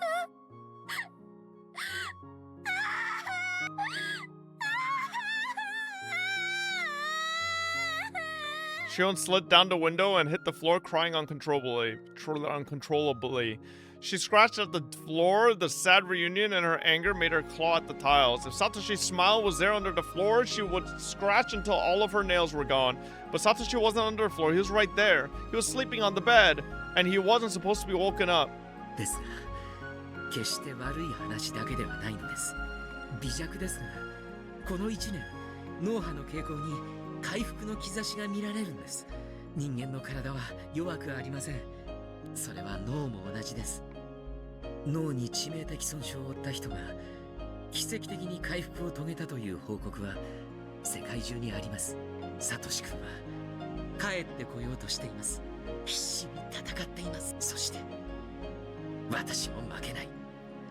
Shion, don't trust this fucking crook doctor.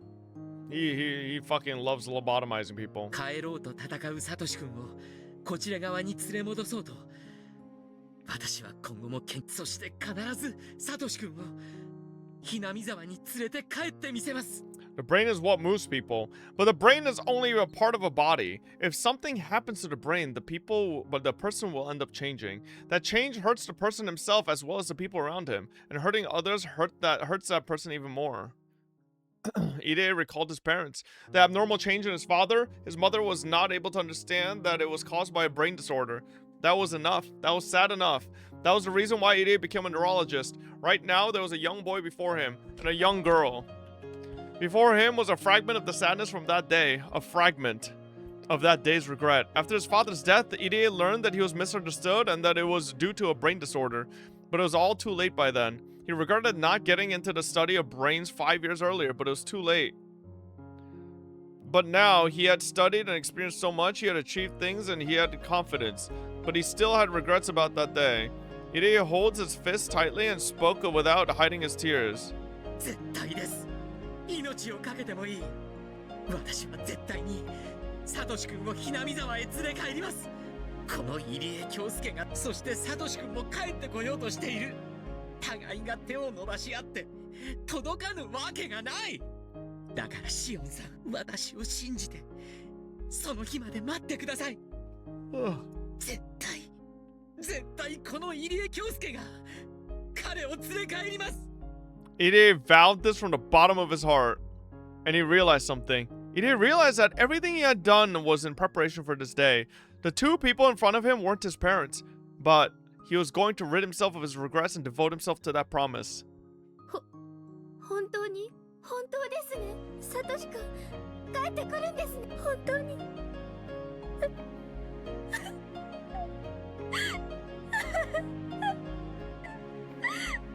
絶対です。私の人生のすべてを捧げてでも彼をひなみ沢へ連れ帰ります。だからシオンさん、その日を信じて私と。 Holy shit, and thank you for the huge raid! Hope you had a wonderful stream. そしてきっと私たちで彼を迎えてあげましょう。その日まで待てますか？この悲しい事実を。Welcome, Raiders! できますか？はい。サトシ君、帰ってくるなら何でも我慢します。あれを見てください。It's a bear! It's a giant bear he bought for Satoko. It's not there in the original. It was the giant teddy bear that Satoshi had bought that day. 彼がサトコちゃんの誕生日のために一生あれをサトシ君がサトコちゃんに渡さないでこの世を去るなんて考えられないでしょう。サトシ君は必ずあのぬいぐるみと一緒にあなたとサトコちゃんのところへ帰ってきます。どうかその日まで我慢をしてください。お見舞いに来てもいいですか？もちろんです。彼の脇に座ったり本を読んであげたりしてもいいですか？ My fucking eyeball. それからいいですよ。きっと彼も喜ぶでしょう。Shion started to cry again. Akasaka came in with Tomitake, but he couldn't say anything to her. 無事でよかったです。あなたに番犬を呼んでもらえれば全ては解決できます。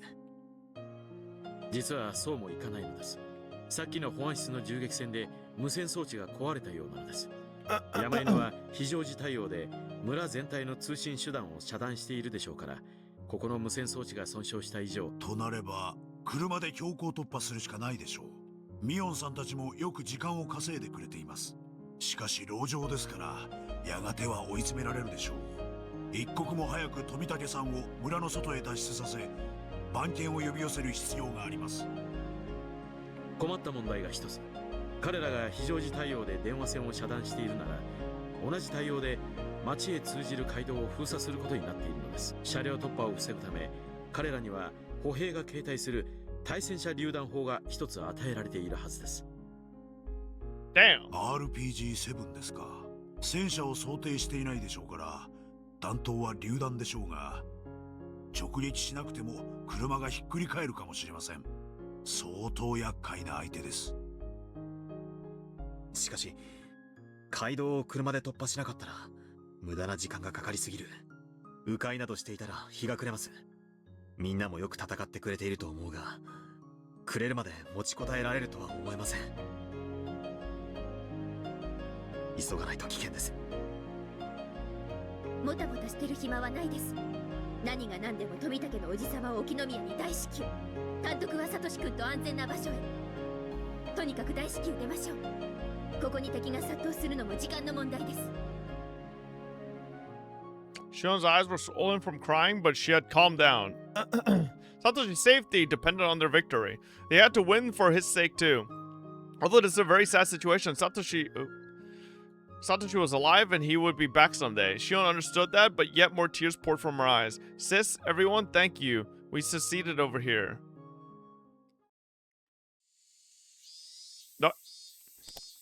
She took her cape off, bro.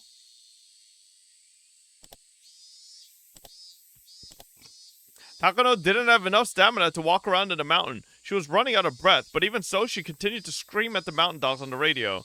She wasn't using an intercom like the mountain dogs were. Instead, she was using the communication unit on the back of one of the dogs, so he constantly had to listen to her yelling. どいつもこいつも頼りないったらありゃしない。それでも特殊部隊なの？天下の山犬はどうしたというのよ。 True. Takano bit her lower lip and squeezed her left arm with her nails. Her arms had nail marks all over them. She was holding her grandfather's research scrapbook in her left hand. Even Takano didn't even know why she was holding it. Maybe she grabbed it unconsciously because she wanted her grandfather to comfort her. The mountain dogs had already suffered devastating damage. They had to walk around in an area they weren't familiar with, and they wasted their energy on the multitudes of traps that had been set. Although they were as tough as they can be, they were getting exhausted. うちの孫子にゃ。ウグイス1よりウグイス13。用心しろ。お前の左翼が沈黙した。今度はお前が狙われるぞ。ふざけるなよ。なんだってんだよ。俺かよ、畜生。 He panicked. The same thing kept happening. His team members had been going down one at a time, starting from left flank, and he was next. Did that mean the enemy was coming from his 9 o'clock?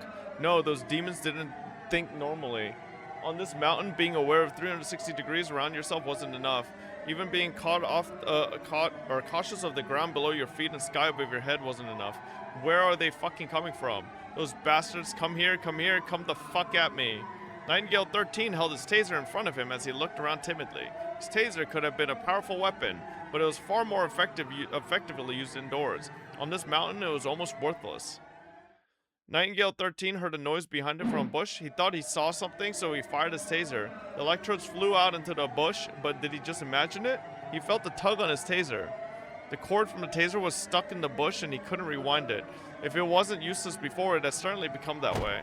Then he heard a noise behind him again, and this time he saw someone coming at him, but his weapon was useless. The newcomer growled at him. The fuck?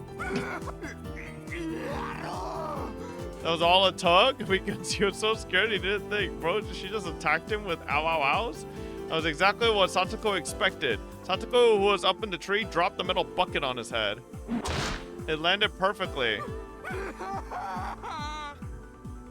The bucket had some drawings on it. What were they? They were drawings of strange unknown creatures. They somehow resembled those strange characters you see on educational TV programs.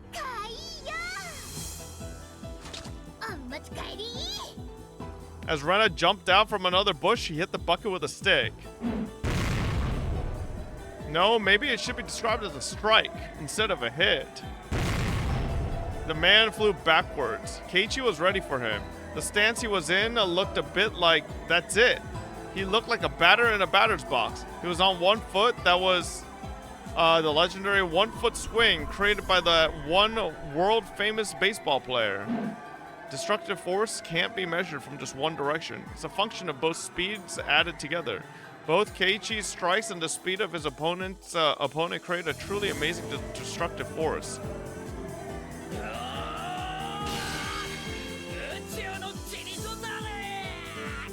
With an exhilarating and magnificent sound, the mountain dog flew into the air and in the opposite direction.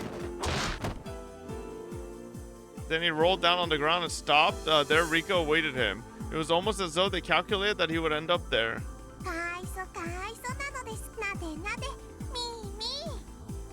Rika patted the bucket happily. This comforting moment for Nightingale 13 only lasted for a second. Mion shot her taser at his butt. Nightingale 13 jerked for a moment, then went limp. Keiichi and Rena jumped on him and tied his hands behind his back with the wire.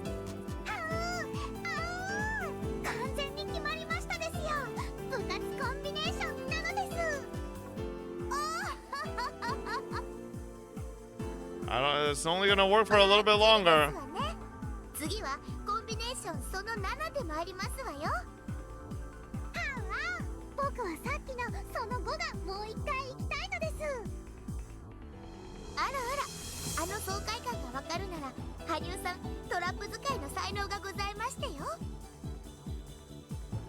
Hanyu and Satoko high five. While Keiichi and Rena tied Nightingale 13 up, Rika tried to sense something in the air.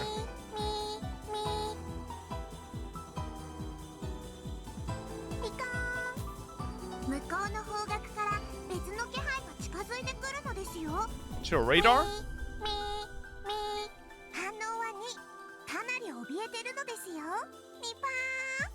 Rika reported to Mion. She was a bit like a radar. Mion didn't even care about the guy they had just knocked out. She was already trying to figure out their next move while looking at Satoko's map and using the info Rika gave her. Everyone eagerly awaited Mion's next order.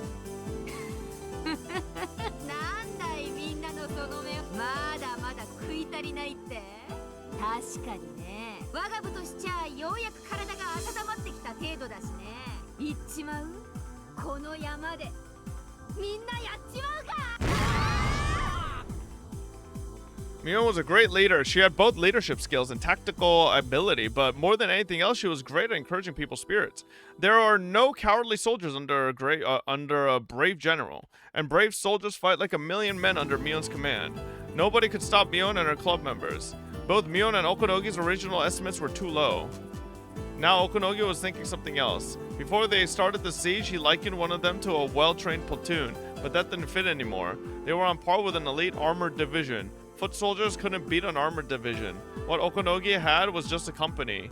Where was the air support or a bombardment from a warship or an artillery base? Okunogi needed someone to pump the mountain full of holes. If he couldn't have that, he needed a submarine to fire a nuclear weapon. You wanted to nuke and like 5 9-year-olds because you can't beat them?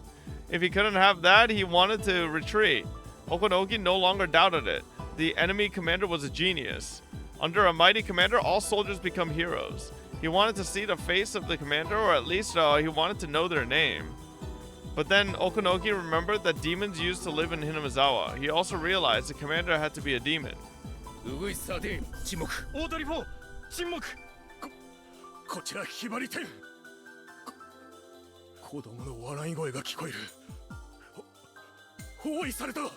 Bro, this is like a fucking horror movie.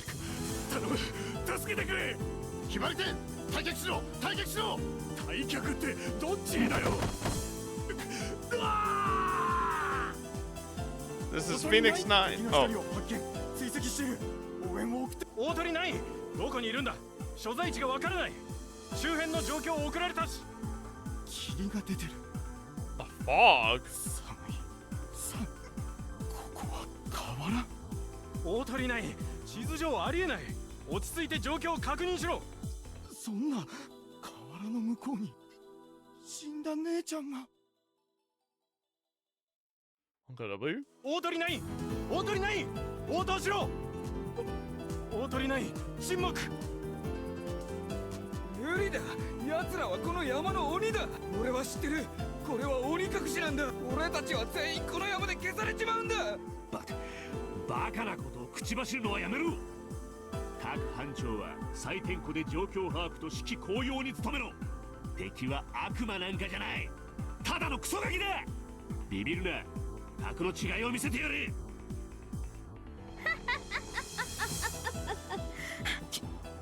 聞こえる誰のインカムから聞こえてるんだHow you laugh? 俺じゃない俺じゃないクマだ大鳥3だここには野生のクマがいるのか聞いていない大鳥1一度撤退し下記の武装の検討を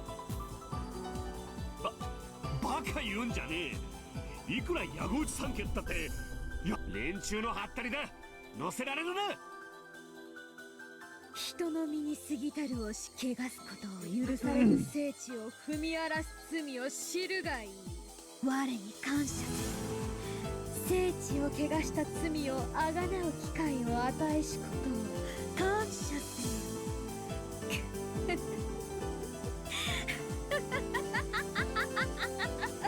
Anya's losing it a little.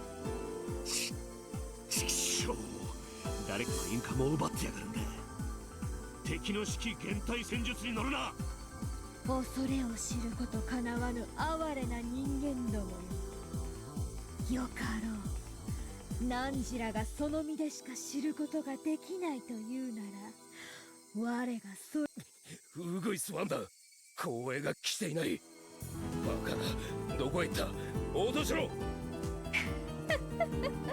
哀れなウグイスが一羽踏み込むこと許されぬ地に迷い込むそんなにも知りたいか鬼の世を知りたいか告げよ人の世に別れよ我が忠告に耳を重ぬ具を今より知れUh-oh. 誰の姫だ今のはウグイス天候取れthey're faking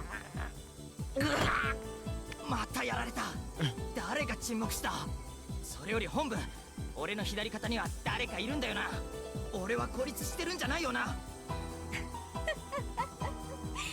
まだ聞きたいかなんだよ今の音何がひしゃげたらあんな音になるんだよ俺昔電車の飛び込みを見たことあるあん時と同じだ全身がひしゃげる音だ嫌だそんな死に方ごめんだ死にたくねえ死にたくねえやめてくれ山の神様俺も好きでやってるわけじゃねえんだ給料もらってやってるだけなんだ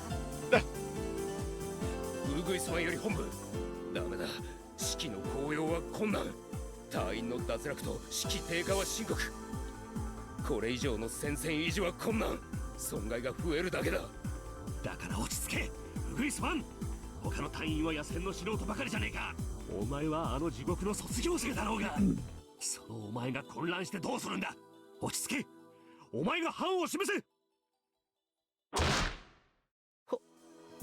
本部ウグイスワンが応答しないそんなあの人がやられるなんてダメだやっぱり悪魔だダメだ敵は心理戦までこなしやがるのかガキどものくせにプロの不正規戦部隊に指揮減退戦術まで仕掛けやがるというのか That's what I'm saying, bro! Radios are usually helpful communication tools, but in this case, they backfired. The club members took an intercom from a mountain dog they knocked out and used it to corner the other members psychologically. It worked even more effectively because they were in enemy territory and were unfamiliar with the terrain. The best solution would be to make everyone stop using the intercom, but that would give the enemy more chances to attack them individually. Okanogi was growing fearful of the club members, as he still hasn't grasped their true identities. However, Takano still hadn't recognized how serious the situation was. She kept yelling at the mountain dogs to get their act together. Okonogi could tell she was exactly the type of commander who only commanded to attack and let her men die. But Takano's reckless orders were working in a way. Although the club members were winning, their area of operation was getting smaller. The club members were trying to lure their enemy to one trap area after another. In other words, they were defeating the mountain dogs by allowing them to come into their territory. Mountain dogs were about to be annihilated, but the curtains were closing on the club members' theater too. Okonogi realized his enemy were trying to finish this battle in a hurry. If the mountain dogs fell back, everything they'd done would be for nothing. He didn't want to, but he had to follow the princess's orders. Okonogi figured he was finally about to get his enemies. Hanyu and Keiichi continued to act over the commandeered radio. Oh my god. Surely they got my order right this time.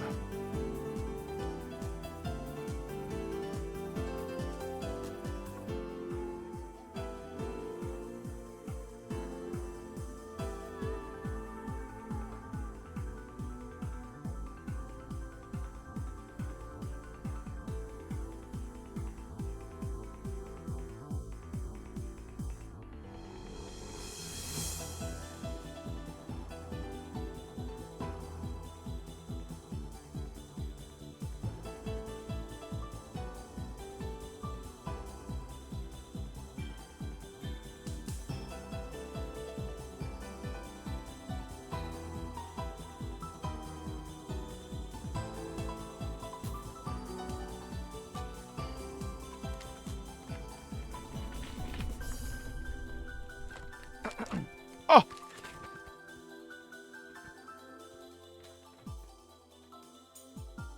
We got chips, baby!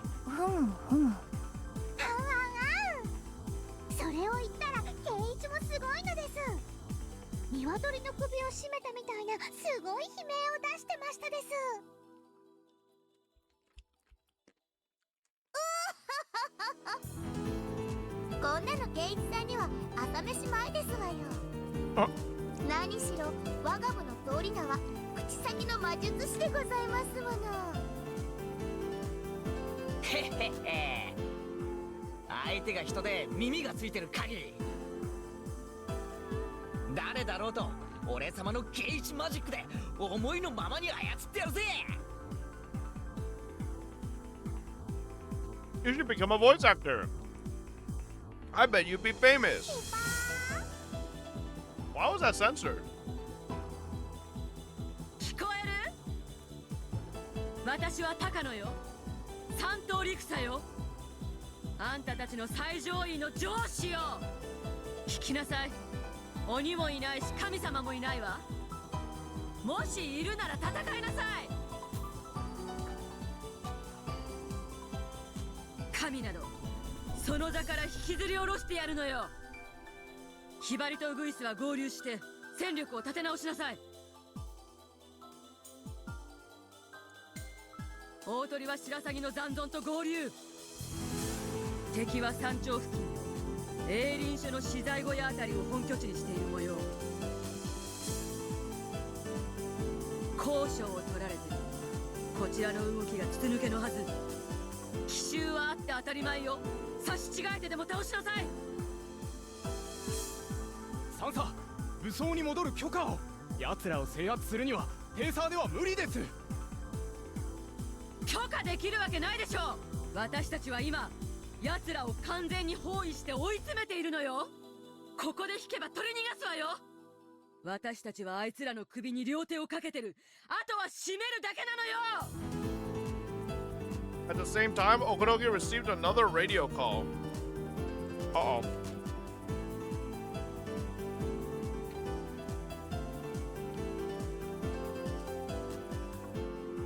Okunogi understood the meaning of that, so he walked away from Takano and answered quietly. 指揮者より大鳥は緊急事態です。診療所研究区画が襲撃を受けたようです。Ah, shit. エントランス区画への侵入者警報を受信しましたが、すぐに解除されました。ご法事の手続きによらない解除です。状況の確認を求めていますが、無線に応じません。現在、研究区画の武装保安隊も含め、全員が沈黙しています。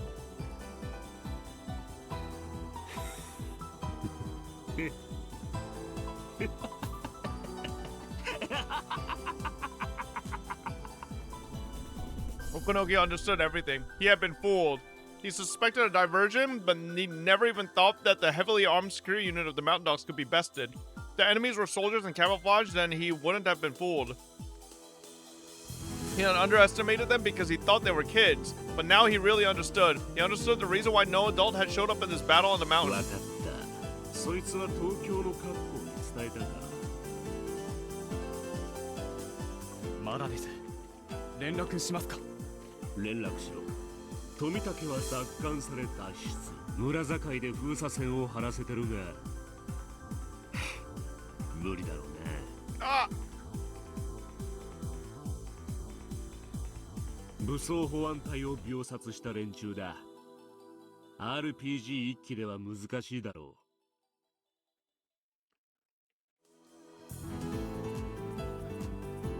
Stop calling me a fat ass! 封鎖線に応援を送りますか。バカ。そんな余剰人員があったらお姫様が突撃させてるぜ。今手が空いてるのはむしろお前くらいだ。封鎖線に連絡。車両の強行突破に備えろと伝えろ。了解。 Can we have a chip? 了解。警戒を厳にする。各自聞け。診療所が襲撃され捕虜を奪われたとの連絡が入った。敵はおそらく車両にて強行突破を試みるものと思われる。 RPG を準備。他は一斉射撃で蜂の巣にしろ。射殺許可は出ているぞ。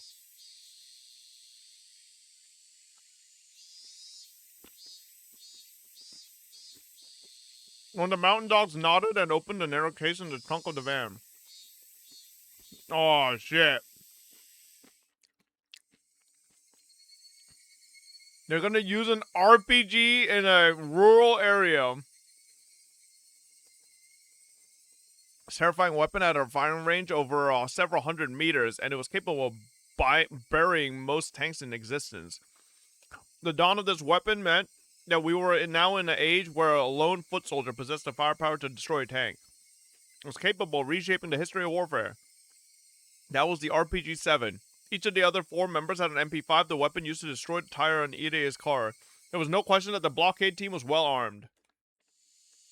They waited in the van until the enemy vehicle showed up. Once they saw a suspicious vehicle, they were planning to stop it by moving into the middle of the road. They intended to destroy that vehicle by firing all at once. They all watched very carefully for suspicious vehicles coming from Hinamizawa. This was the only road that connected Hinamizawa to Okonomiya. It would take more than half a day to get to there if they used a different route. Their blockade was where the gravel road changed to a paved road. It was what people called the village border and was their last chance to stop anyone from leaving.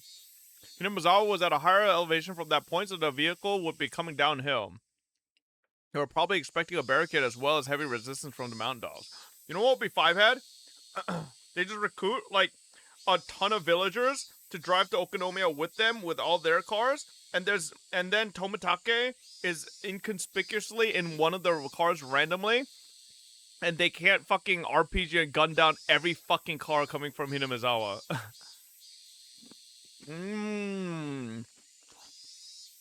It's like when in those movies, the bank robbers like release the hostages, but releases themselves as one of the hostages so that the cops don't know that he's one of the hostages, you know? You hide in plain sight. They want to pass this point, the only way would be by force. They could... Oh, wait, true, you're right. Not many people at this time own cars because of fucking 1983. They could start a gunfight, but that would make too much time. Since they didn't want to waste any, they should avoid unnecessary conflict. Grumble. Someone's stomach growled, but nobody made fun of it. That was understandable since all the members were getting ready for battle. Nobody wanted to laugh.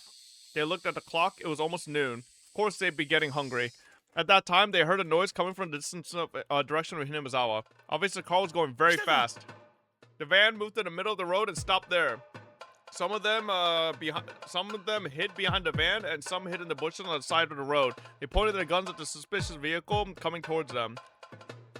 The car must have been going very fast, but this was a straight road. No matter how fast it was going, it couldn't escape. The car happened to belong to Kasai. Shining black paint and the sound of the engine made it clear that it was a very nice car.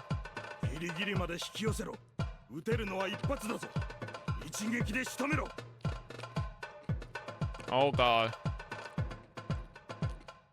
Therefore, hitting a quickly moving target is extremely difficult. In this case, however, their target was straight ahead. The car tried to swerve suddenly and flip. If that was the case, it wasn't necessary to shoot directly at it.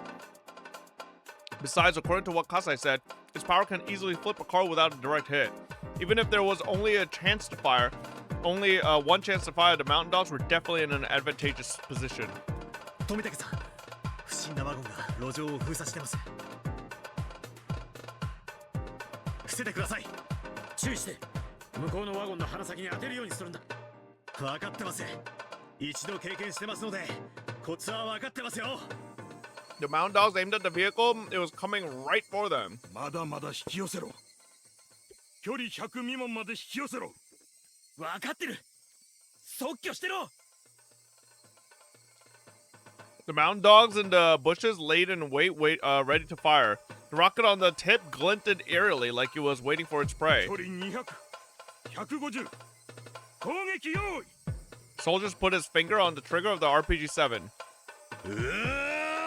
赤坂さん、衝撃に備えてください。距離100。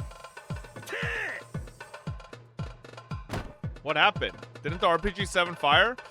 That was when the one measuring the distance next to the shooter noticed something. The shooter's shoulder had been hit and he was tumbling to the ground. 銃声はなかった。距離400以上だ。そんなのどうでもいい。撃て撃て撃て。Only their regular guns could stop the car now. The other mountain dogs fired all at once. But immediately they realized something. The car had been hit by a hail of bullets at close range. Any normal car would have been on fire in short order. Ah, shit, bro. Kasai got that fucking bulletproof Yakuza car. This wasn't a normal car. そりゃそうです。園崎家御用達の防弾リムジンですから。 What the fuck is this? Shion's breaking the fourth wall and giving us a quick summary of the fucking vehicle? Kasai, RPG を観測手が拾った。撃たせるな。Oh, Kasai and Shion are like sniping from far away. Shion and Kasai were far beyond that straight road. They were in the enemy's blind spot on the other side of the hill on top of an abandoned car. Shion was on her knees checking the mountain dog's movements with a pair of military-grade high-power binoculars. Kasai was lying on top of the car with a sniper rifle in his hand. What guns does the Sonozakis not have? Shion figured this would be where the mountain dogs would place their ambush, so the only way for them to beat the dogs was to snipe at them. Both Shion and Kasai took sniping lessons in the US during the dam conflict. Kasai was now aiming at the man who picked up the RPG and was trying to take position with it. Again, the RPG wasn't fired and was down on the ground. The two who tried to shoot were both groaning and clutching at their wounds. They were both shot on the shoulder. Their wounds wouldn't kill them, but they definitely couldn't fire that rocket. The car had arrived. The mountain dog screamed and dove out of its way. Akasaka must have been used to driving this kind of a situation. He hit the nose of the van just right and broke through the blockade. The van was hurled away and spun in a circle. As the mountain dogs tried to get back in the van, Shion and Kasai shot at them.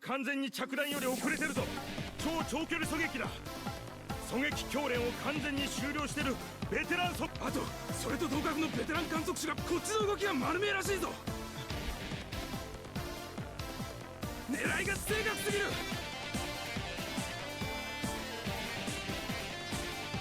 Scope on a sniper rifle is one specifically made for sniping. Therefore, its field of vision is so narrow that the sniper is unable to see their surroundings well. That's why it's always necessary to pair up with a spotter. Spotter uses powerful binoculars to probe the situation and communicate information to the sniper. Snipers can't do their job alone. Their potential is unleashed only when paired up with a spotter equally as skilled. They tried to stand up and climb into the van, but the ultra-velocity rifle bullets pinned them down. The bullets ripped through the air, traveling faster than the speed of sound. The noise those bullets created was nothing like the sound from a normal gun. It almost sounded like the Grim Reaper himself swinging down his sight. Furthermore, they could see the mountain dogs, but the dogs couldn't see them. Only those who actually had experience being sniped at could understand his fear. ダメだ。車に近づけない。俺たちはいい。お前たちだけでも追え。わかった。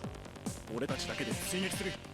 There was a driver and one mountain dog in the van. They had to leave, otherwise it would be too late. The driver made a snap judgment and slammed on the gas pedal. There's no way they catch up, bro. In that time? 来てる。運転がうまいね。あんなワゴン車なのに追い上げてくるよ。それは参りました。応戦を頼みます。うん、任せて。Oh, Tomotage got a gun? Tomotage opened a window near one of the back seats and leaned out. Hot air blew into the car. Though the car was jolting up and down on the bumpy road, he checked the mechanism of his gun calmly. He did it naturally, as though examining his favorite camera. The gun had been taken from one of the security guards in the basement. One of the dogs in the van held the same gun in his hands. Their weapons were evenly matched. The road was no longer straight, it curved like a snake. There were some bumps and sharp curves which made things in the car fly all over. A gunfight in this situation would be extremely difficult. Tomotage realized he'd run empty in no time if he wasted bullets, so instead of firing recklessly, he carefully waited for the right distance. And doing so, tried to convince his enemy they were still out of range to make them close the gap. On the other hand, the mountain dog couldn't take it any longer. He fired, wasting his bullets on the bumpy road. Some of those bullets hit the body of Kasai's car, making a nasty metallic noise. 身を乗り出していては危険です。大丈夫。あんな下手くそじゃ当たらないよ。僕の生徒だったらゼロからやり直しだな。このような状況下では動きを読むんだ。挙動を予測し、弾幕で予測射撃をするんだ。当てようと思わない。弾幕に突っ込ませるようにする。こういう風にね。Tomotage fired for the first time after cautiously waiting for the perfect moment. Those who understood guns would be fascinated with his shooting form. His stance was so firm he didn't lose control even in the violent bursts of shots. Yet there was no unnecessary tension and just enough slack. Despite being in such an anomalous position as leaning out from a car, Tomotage was shooting very precisely. It was nothing like what the mountain dogs did earlier. He shot at just the right time so his bullets went where it was supposed to go. It was hard to believe that they were using the same gun. Nasty metallic sounds etched themselves into the body of the van, which made the mountain dog realize just how good Tomotage was. あいつめちゃくちゃ射撃がうまいぞ。ただの東京の渋谷じゃねえのかよ。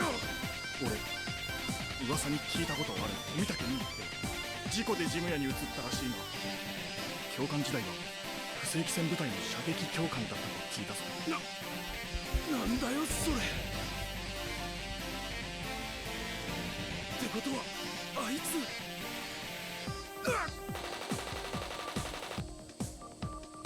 Tomotage started to aim for the driver's seat to pressure them to give up. The mountain dogs could tell they were in a predicament. Tomotage was capable of hitting his targets easily even on such a bad road. Furthermore, they were in a bulletproof limousine. All the mountain dogs were in a regular van. The van, which incidentally was facing the limousine in pursuit. All its shots had just been warning ones. Unless the mountain dogs called off the chase, Tomotage would start shooting at them soon enough. They had no chance of winning. 大鳥湾より追跡したり封鎖線が突破されたならそれ以上はもう深追いするな。富武は射撃の名手だぞ。死に急ぐな。どうする？行かせていいのか？了解。こちら追跡車両追跡を断念。起動する。諦めたようだね。向こうは速度を落としてあれだけの銃撃戦をしたのに全く平静な相当の爆発を有利します訓練の賜物だ Tomitake, having slid back into the car, raised his fist in victory. He was as easygoing as ever, even after a gunfight. Akasaka felt like he was finally getting to know Tomitake for the first time. 富武にご無事でしたか連絡が取れず心配しておりました Tomitake was making a call from a telephone booth outside of Okonomiya. The phone lines around there were on a different network than the one the mountain dogs had sabotaged. That was why he could make the call. Tomitake had called Tokyo immediately. He told Tokyo that there were some spies from the mountain dogs within Tokyo's research division, which is how they found out where he was. He also told them that he was captured, but that he had escaped. He told them that they were fooled by the diversion and that they were on the mountains as they spoke. While he was captured, Major Takano, the ringleader, had hinted at the existence of masterminds she was working for, etc. He explained everything that he had learned thus far. 入江機関の早急な鎮圧を彼らはすでに地上での発砲を繰り返しておりこのままでは村人に発覚するのも時間の問題です番犬の緊急出動を強く要請しますもしもし調査部の岡だ無事でよかった番犬はすでにひなみ沢地区の南方30キロで空中待機してるこちらも上層部に鎮圧命令を求めていたのだが石頭どもが事なかれ主義でしぶりやだが君が無事ならば話が早い君の話はすぐにトップに説明する許可はすぐ出るだろう20分以内に番犬は到着つい今高野三佐とお好みに逮捕命令が出たぞ入江機関の即時制圧と山犬への武装解除命令も出た君のおかげだぞでかした Tomitake walked out of the telephone box. 話はつきましたかええ番犬部隊が鎮圧にすでに近くに空中待機していて20分ほどで吸収するそうですどの程度に強いんでその番犬という連中は山犬が機密保持のための多目的部隊だとしたら番犬は戦闘のみに特化した精鋭部隊です装備も人材も比べ物になりませんおそらくあっという間でしょうね Akasaka looked at his watch. It was about 12:30. The bloodhounds would arrive in about 20 minutes. Akasaka remembered how hungry he was. It was lunchtime already. If he was brave enough, he would head to a noodle shop, and by that time he was done, everything would have ended. For the mountain dogs who fought well until the last possible moment, it was ending rather too soon. They were in an area where rice fields and a residential area mixed. It was the border of Okonomiya. The sun was covered by a thin layer of silver clouds, and a cool breeze was blowing. It looked like it might even rain a little. The two of them couldn't even remember how many times their lives were threatened that day. They wanted nothing more than to let the rain soak their bodies. After a while, Akasaka spoke. どうしますか富武さんどうするって何をね私ひなみ沢へ戻ろうと思っていますまだみんな戦ってる Damn right, Akasaka. そうだねでもいいのかい一度はくぐり抜けた視線だよリカちゃんが待ってるまだ約束は果たし終えていませんなら戻ろう Oh, he's going back to Tomitake. 僕も用事があってねちょうど戻ろうと思ってたんだよ Oh shit, what does he have left to take care of? Maybe Takano? 赤坂さんはヘリの旅の経験はあるかい乗せてもらえることになってるんだ What? Damn! They watched a breeze blowing over the rice fields for a while, then returned to the bullet-ridden car. The car started up quickly and they drove it back the way it came. It was only noon. There was still plenty of time before Watanagashi Festival began. Clouds covered the sky and it suddenly grew cool. It was going to rain a bit, according to Okunogi's intuition. He already knew that their enemy had broken through the blockade, but he hadn't told Takano about it. By then, it really didn't make any difference if she knew or not. He also wanted to reach the top of the mountain. Okunogi was only thinking about one thing. He was thinking about the enemy's commander who made the day so horrible for him. He just couldn't accept his defeat until he saw the enemy's commander face to face. It's a 12-year-old girl! The battle was already lost. They just had a princess who didn't think they had yet. With the rest of the mountain dogs fallen to the traps and ambushes, Okunogi had ordered all units except his own to fall back from the front line and into the vehicles. The only ones left to go on were the very determined Princess Okunogi himself, and a handful of exhausted members of the mountain dogs who could barely walk.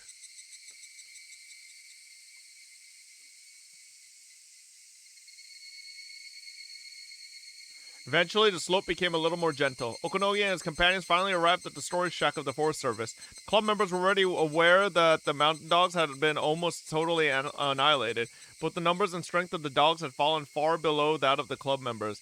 Therefore, when Okunogi saw his opponents lined up there to welcome them, he wasn't surprised. It was all the kids who'd driven the mountain dogs to destruction that entire day. They had also fought with everything they had.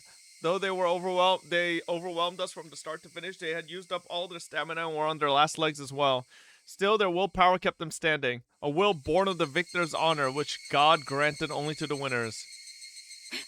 いたわ。あるよ、おころぎ、捕らえさせなさい。サンサ、よくもこんなざまの我々をこき使えるもんです。何？私に逆らう気なの？まさか逆らう気なんか最初からありませんやね。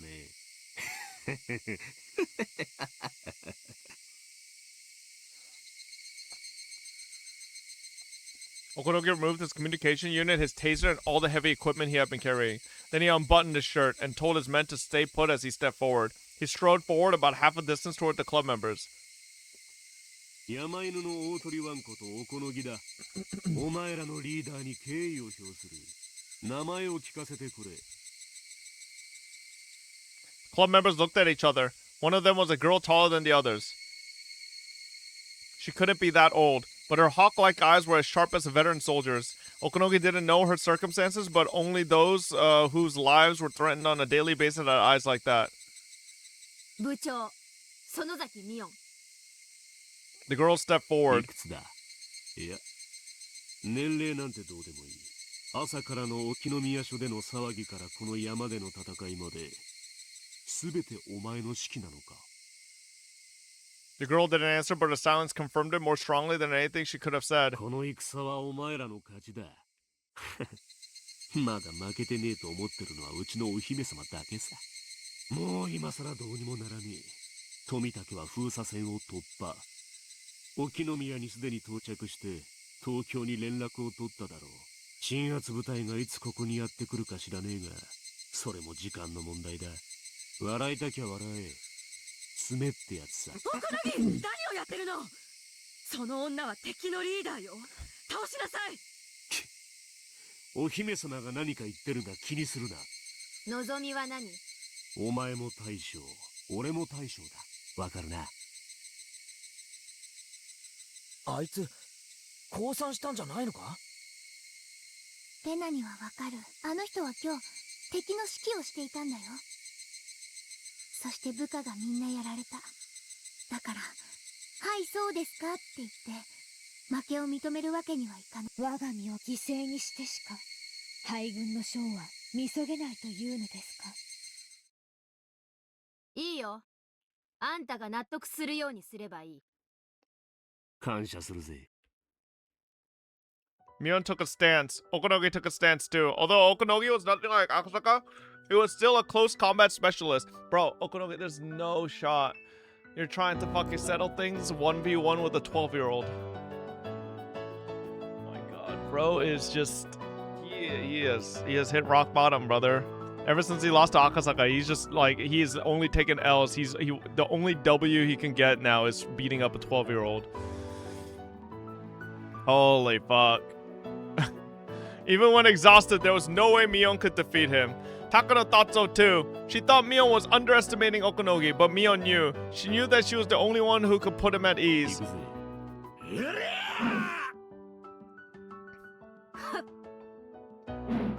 Okunogi readied, launched sharp from his waist, but Mion deflected it to the side with her elbow, wrapped her arm around underneath it, wrenching it back behind him and forcing it up into a hold. How the... Oh my god, bro. Retire.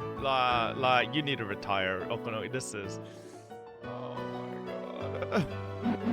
And then she twists her arm even further. Okunoge was certain she was going to snap a bone. It was an excellent technique. She took his arm in one flowing motion. It was clear that Mion's self-defense techniques weren't spur of the moment. However, she didn't break Okunoge's arms, but instead threw him onto the ground. She didn't deliver the final blow, but rather chose to look down on him. Oh, hurt his pride. Smart.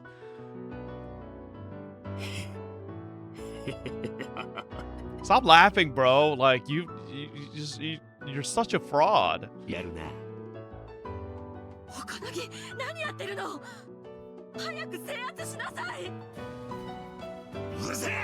Oh, shit.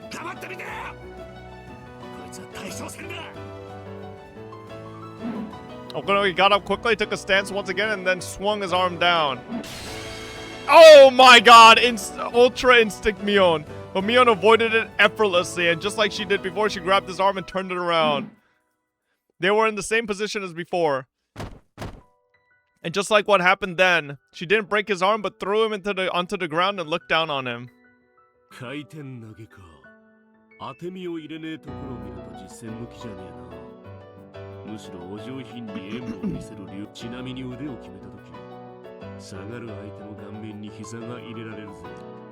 Bro, you're the one losing. Stop fucking instructing her. そうなんだ。今度試してみるよ。ミオンってすげえ。向こうの隊長と互角に渡り合ってるぞ。Okunoge、武器を使いなさい。何をやってるの？いるぞ！ He had a stronger drive this time. He tried to kick right through her from a step and a half away. Yet this time, Mion stepped in to launch her own attack, jumping right towards the foot, trying hard to kick her. Mion kept herself low as she entered close range with Okunoge, shutting out his leg, trying to kick her. So of course he went after her head. Okunoge raised his right arm to elbow her in the skull, but this time Mion rose up using both hands to keep his arm from swinging down. Unlike the flowing motion from earlier, this was simply a contest of strength. His physique was overwhelmingly superior to her, so she couldn't win that test of strength. But suddenly Mion let go and allowed Okunoge's elbow to come down. Then she stepped to the side. It's another repeat of before. Okunoge's arm was held to his back and he ended up in the same position. But what came after was different. Kneed him in the face. Okunoge's face lowered as Mion lifted his arm up high and then shiftily brought her knee into his face. It was exactly the technique that Okunoge told her about just earlier. And once again, he was down on the ground.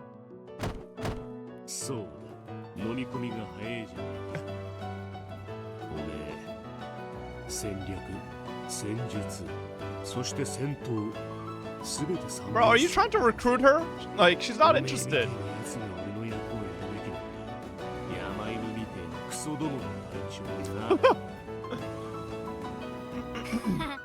ごめんだね。あんたらみたいなネクラそうな秘密部隊の隊長なんて。What is she saying? She's literally the lead. She's going to be she's the heir of the fucking Sonozaki family. It's literally a Yakuza group. Mion scoffed. Okunoge took it with a smile too. He wasn't trying to be humble. It was just his pure reaction. お前ほどの器なら日本のサスでもデルタでもスペツナズでもどこでも最高の人材になれるだろうぜ。何しろ。サス？デルタもくだらないね。Delta Force, the video game? そんな退屈なところじゃ、私を飼いならせやしないよ。そうだろうな。そうだろうよ。なら聞かせて。お前ほどのやつなら何の隊長を？Her friends. 隊長なんて興味ないね。部長でいいね。部長。英国情報部あたりのことか。妥当だな。ダメダメダメ。あのね、私がやりたい部長はたった一つ。南沢分校の若部の部長だけさ。罰ゲームのない戦いなんてごめんだね。口先の魔術師前原圭一、カーイーモードの竜宮レナ、トラップ使いの聡子に模様落としのリカちゃん、そして期待の新人フルで羽生。これだけ揃ってなけりゃ世界のどこだろうと退屈だね。てねえよ。こんな奴が隊長だったんじゃ勝てるわけねえやね。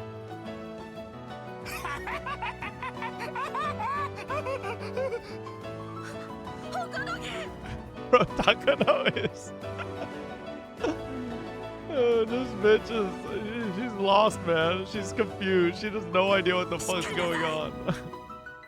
Takano yelled at him, but Okunogi didn't hear. これでウォーミングアップはいいだろう。次の一撃でぶち抜いてやるぜ。当たったら死ぬぞ。覚悟しな。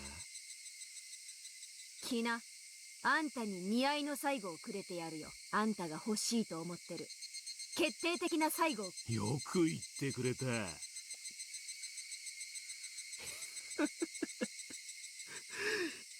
く言ってくれたぜ。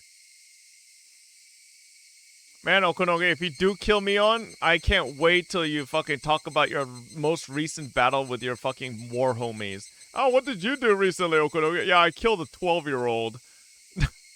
Okunogi took 5 steps backwards and breathed deep. His body twisted as he gathered all his spirit into his right fist.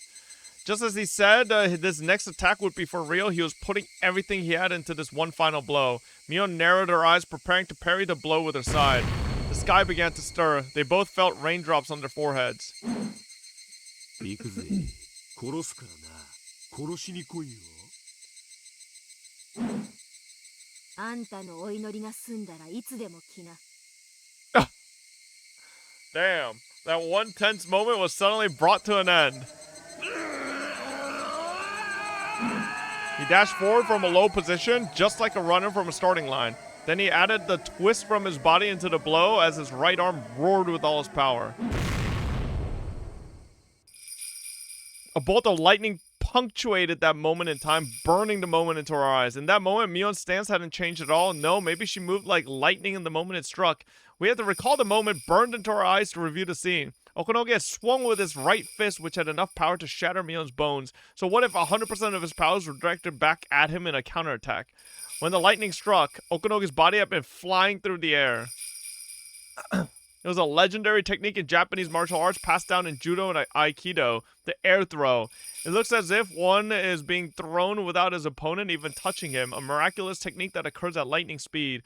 Of all the techniques Mion possessed, it was the most sublime, advanced technique she could administer on the defeated General Okunogi. The feeling of freedom while flying in the air is more memorable than the impact of hitting the ground, supposedly. When Okunogi hit the ground beyond Mion, a heavy rain began to fall. And just as it did, a massive helicopter appeared from the other side of the mountain. The helicopter's rotors stirred up the air and blew away the raindrops like a tornado. The rotor sounded much like a tornado too. A rope uncoiled from the rear of the helicopter and soldiers came sliding down it one after another. The onlookers were stunned for a moment before realizing what they were seeing. It was the Bloodhounds. The Bloodhounds that Tomitake had called in. Having realized how bad the situation had become, Okunogi returned to the other members of the Mountain Dogs. Yeah, Okunogi, the Bloodhounds were watching. They probably were waiting to like let you finish getting beaten up by a 12-year-old. And they're gonna talk about it for generations. Nothing was going their way anymore. The Mountain Dogs ran down the slope and disappeared into the woods. They dragged Takano with them, who couldn't understand what was going on. A voice echoed from a speaker attached to another helicopter circling around the mountain. 本日1蓋302入江機関の全権限は凍結され、また同時刻上級司令部は入江機関全職員の武装解除を命じた。山犬中隊全隊員は直ちに武装解除し、入江診療所裏駐車場もしくは山頂資材置き場に集合せよ。これに応じない場合、国内法及び自衛隊法に基づき厳正に対処することをここに通告する。 Bloodhound members continued to slide down this rope from a helicopter. Even at a glance, they were very different from the Mountain Dogs. They were armed more heavily and the guns they had were much larger. Such things clearly differentiated two units. これで私たちの勝ちですの？わかりませんの。僕も初めてのことなので。勝ったのか。 Satsuko and Rika sat down and hugged each other. They were both soaked in rain, but they still sat down in the mud. Rion stood solemnly in the rain as the leader of the winning team. The mountain dogs had abandoned the field. They all ran away with their tails between their legs. Keiichi and Rena ran over to Mion. Mion. みーちゃん、終わったね。ああ、これで部活は終わりさ。リカちゃんも無事、みんなも無事。みーちゃん、勝ち取れる最高の勝利を勝ち取ったんだよ。 Okay, but is anybody gonna question how the fuck Mion just overpowered a special forces commander at the age of 12? ミオンがみんなを率いたんだ。ミオンのおかげの勝利だ。 Hey, Chad, this is why Mion's my GOAT. I always told you guys Mion's my favorite. But Mion didn't seem to be listening to Keiichi and Rena. Instead, she mumbled to herself. さあ、部活の罰ゲームって。部活ってさ、残酷だよね。仲間で戦い合ってさ。ビリオ、つまりそれは、その子がビリだってみんなが見下すことなんだよね。見下してなんかいねえだろ。楽しく罰ゲームをして、それでおしまいさ。そう、罰ゲームで楽しく遊んで敗戦の賞の責任をさ、楽しくみんなで笑って、それでチャラにできるから好きなんだよね。負けた本人も含めてみんなで笑って誰も傷つかない。みんなで楽しく笑っておしまいにできる。おこのぎってやつは私に投げ飛ばされて叩きのめされなきゃ自分の罪でさ。そりゃさ、殺されそうに何度もなったよ。でもさ、もう終わりでしょ。ゲームセットなんだよ。なのに彼らにはチャラにする罰ゲームがないんだね。 Mion might have realized something when she threw Okonogi. Keiichi didn't think anybody else could understand that. ミオンが何を言ってるのかわからねえ。もう忘れろ。あいつらはもう終わりさ。そうだね。これでもうすべて。みんな生きて、誰も怪我してない。今は最高のハッピーエンドを喜ぼうよ。そうだな。誰もやられなかった。最高のハッピーエンドじゃねえか。 While they hadn't yet confirmed Shion and Kasai's safety, they were correct. This was the happy ending that they had all been fighting for. However, Mion was still thinking. She only understood the reason for that in the moment the thunder struck. But as soon as the flash of lightning disappeared, her understanding vanished as well. All she could remember was that she noticed something very important, and that shortly after she completely forgot about it. She could only feel a great sense of loss.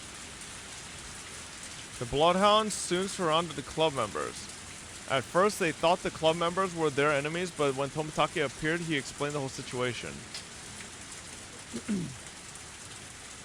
Commander of the Bloodhounds appeared to beg the club members not to say a word about anything, as it was a politically sensitive incident. It was amusing to see a man like that beg while carrying all those weapons. Of course, they had no intention of talking to anyone about it. Once it had ended, it all felt like a bad dream. If on the following day someone asked them what they had been doing, they might not even remember it. This day was that unrealistic for them. So even if they were asked, they wouldn't say a word. Rika-chan, 無事でよかった。無事でよかったのねさ。こっちも大成功だったよ。そっちもみんな無事かい？入江診療所はすでに彼らが制圧したそうだよ。山犬の隊員たちも続々と投降に応じてる。隠れていた入江先生ともう一人の少年も彼らに保護されたそうだよ。監督も無事ですのね。よかったですわ。少年？はて、どなたでございましょうね。富田さんか岡村さんあたりが巻き込まれて怪我でもしたのかしら。さとこ、本当によかったのです。Rika, shut up, man. Satoshi is still fucking comatose. Rika's smile made it clear on what she had gone through. Someone could only smile like that after a long and exhausting struggle. Satoko had no idea what that smile meant. How much time would be needed to make her understand? Still, Irie will do something about it. For certain, he will bring Satoko's Nini back home. そうだ、さとこ。今日のお注射をしていないのではないですか。お注射をしないとダメなのです。あ、そうでしたわね。こんな時にも注射をやめちゃいけないなんて面倒な話ですこと。 Satoko seemed to have no idea that her medication was connected to the syndrome. Perhaps she was already aware, but pretended not to be. Rika vowed to herself that no matter how long it took, she was going to witness with her own eyes the moment her best friend finally parted with her tragic past. この注射も日に2回で助かりますわよね。以前の3回の時は本当に大変でしたわ。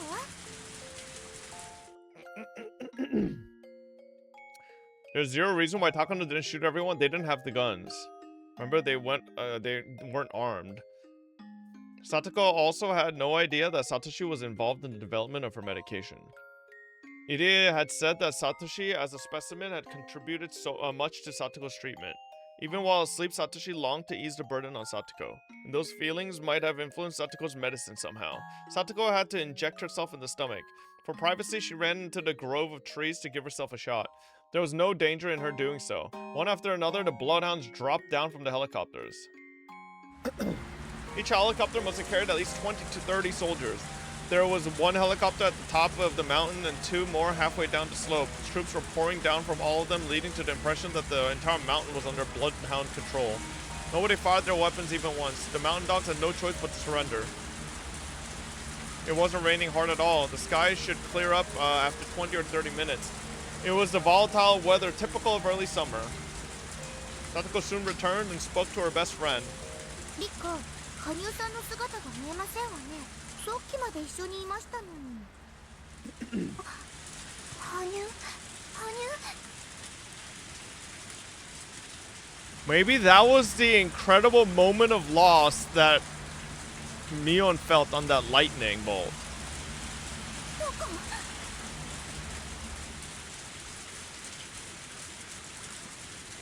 It was stupid of me to think that Tokyo had sent more support.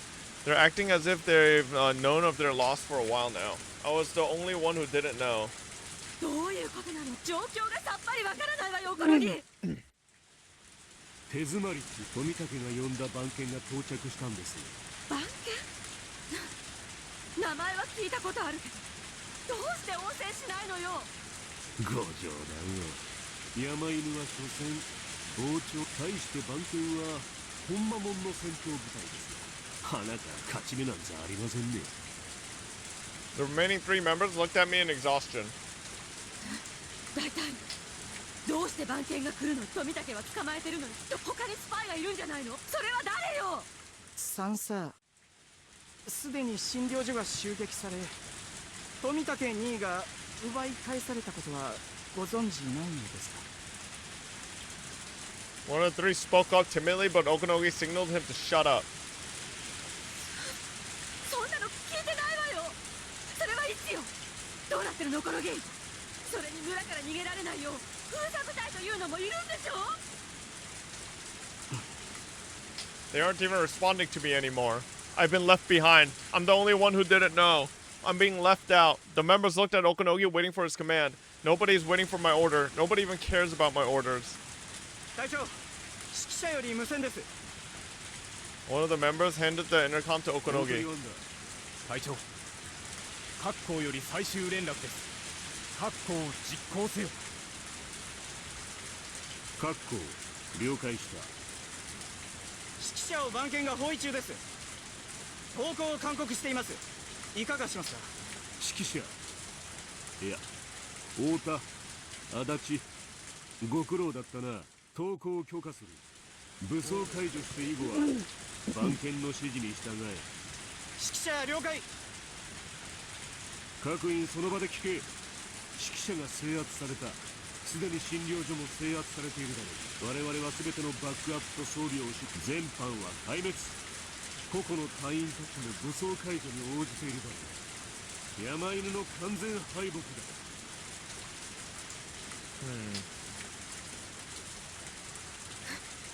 まだよ。なんとか東京の野村さんに連絡を取るのよ。番犬が何よ。番犬に匹敵する部隊を送り込んでくれるわ。R は生きていたのよ。 Holy shit, she's delusional. 終末作戦の実行は可能だわ。それをすぐに野村さんに連絡しないと。そのためにはまず東京への連絡手段を取り返すことが重要よ。こうなると村の連絡網を遮断したのが裏目に出るわね。指揮者を奪還するしかないわ。指揮者の無線で東京に連絡して応援を呼ぶのよ。幸い指揮者は今あっさり降伏してみせたから奴らも油断してるはず。おこのぎと3人も隊員がいれば十分可能よ。まだ6月19日、作戦開始は22日だったかしら。まだ間に合う。まだまだ間に合う。ここから巻き返すわよ、おこのぎ。すぐに指揮者の奪還を実行しなさい。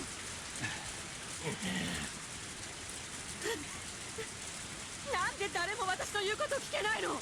私は3歳よ。おこのぎよりずっと偉いのよ。おこのぎの言うことは聞けて、どうして私の言うことが聞けないの。サンサ、さっきから飛び回ってるヘリが言う通りですわ。このゲームはうちらの負けです。これ以上の往生際の悪さは互いに得になりませんね。何を言うの、このぎ。まだよ。もうくじけるの。あなたも R が生きているのを見たでしょ。今日の一日が狂い出したのは R が死んだなんて噂が流れたからよ。でも R は生きていた。今日の一日はなかったことになるのよ。緊急マニュアルはまだ生きてるわ。女王感染者が生きている以上、改めて殺せばそこから48時間の緊急マニュアル執行可能な時間が。サンサ、緊急マニュアルがどうこうって次元じゃもうないんですよ。もう東京は女王感染者とか、それ終末作戦は完全に失敗しました。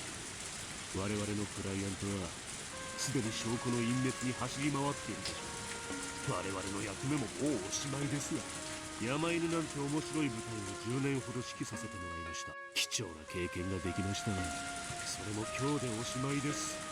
そしてサンサ、あんたの役割ももうおしまいです。私の役割？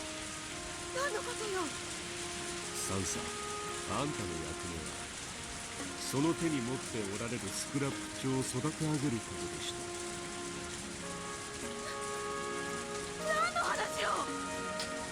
I didn't expect Okunogi to start talking about my grandfather's 南 scrapbook. 沢症候群って病気があることは伺いません。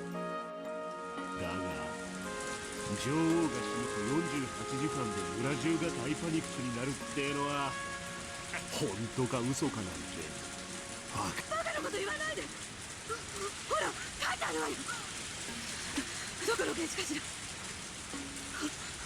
他の類似の脳内指定重症の症例から類推して統計的にこんな時に限って。I flipped through the pages of the scrapbook in a panic. I can't even remember which page I'm looking for. Okunogi slapped the scrapbook aside and it thudded. No, it landed in a muddy puddle, so it splashed onto the ground. The open pages of the scrapbook were face down in the muddy water and already turning color as they soaked up the mud.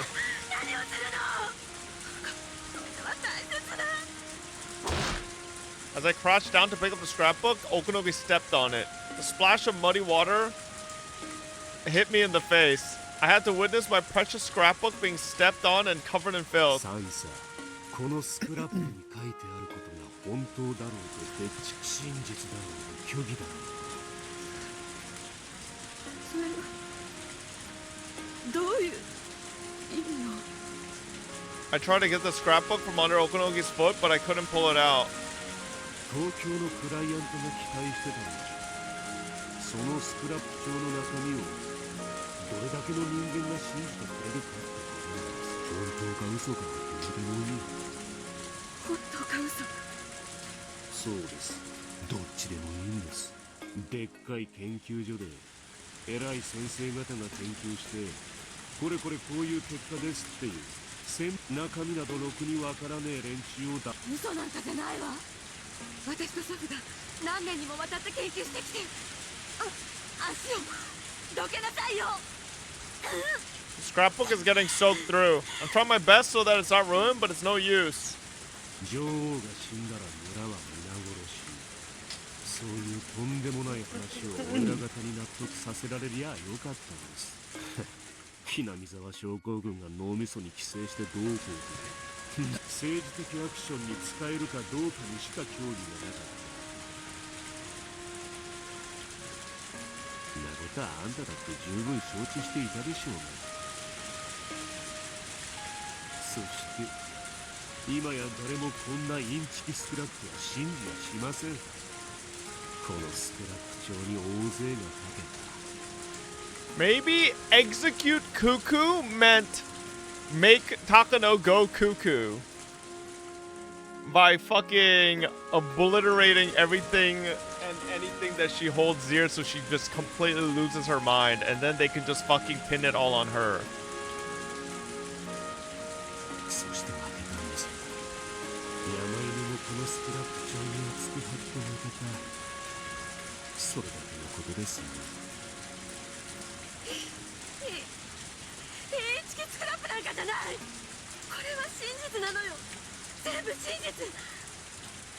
おじいちゃんが調べて、私が調べて、そして書き上げてきた真実の研究結果なのよ。だってみんな信じてくれた。だからあんな立派な研究所を作ってくれたのよ。信じてくれたから、みんなこの研究の進化を分かってくれるクライアントはきっと他にだっているわ。だってこの研究は人類の未来の可能性。Okonoge got fed up and kicked me. I don't weigh much, so I fell backwards and became soaked in the muddy water. Okonoge walked over and looked down at me. 幸いなことに東京のクライアントも、そしてうちらも。One of the mountain dogs handed a gun to Okonoge. Okonoge checked the cylinder and then threw it over to me. 何よこれ。サンサ、そいつで自分の頭ぶち抜いてくれませんか。Listen, as much as I don't want to feel bad for Takano, I kind of feel a little bad for her. She's kind of just getting absolutely obliterated this chapter, bro. Jesus Christ. I looked at the gun. I'm used to seeing guns working at the Idiot Institute as I do. I was never frightened by guns before, but for the first time, I feel scared just looking at one. よくあるやつですわ。トカゲの尻尾ってやつです。サンサ、敗軍の将の責任ってやつで、そいつで自分の頭ぶち抜いてください。そんな。Nobody has ever told me to die before. Nobody has ever told me to kill myself. クライアントもうちらも、サンサが死んでくれりゃ、サンサがあることないことやってくれたってことで、うまーく。See, that's what I told you.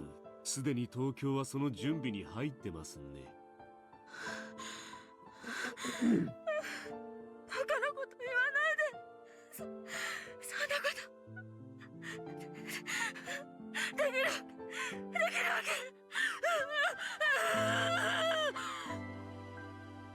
Damn, this voice acting. I'm starting to sob. My body is shaking all over. 無理ならいいんです。今のあんたにそこまで求めるのは酷でしょう。Oh shit. Okonogi pulled his gun out and pointed it at me. The other members, having realized everything will work out if I die, just looked at me coldly. 投降を説得するも、堅くなに拒否し、抵抗。銃撃戦になり、やむなく射殺。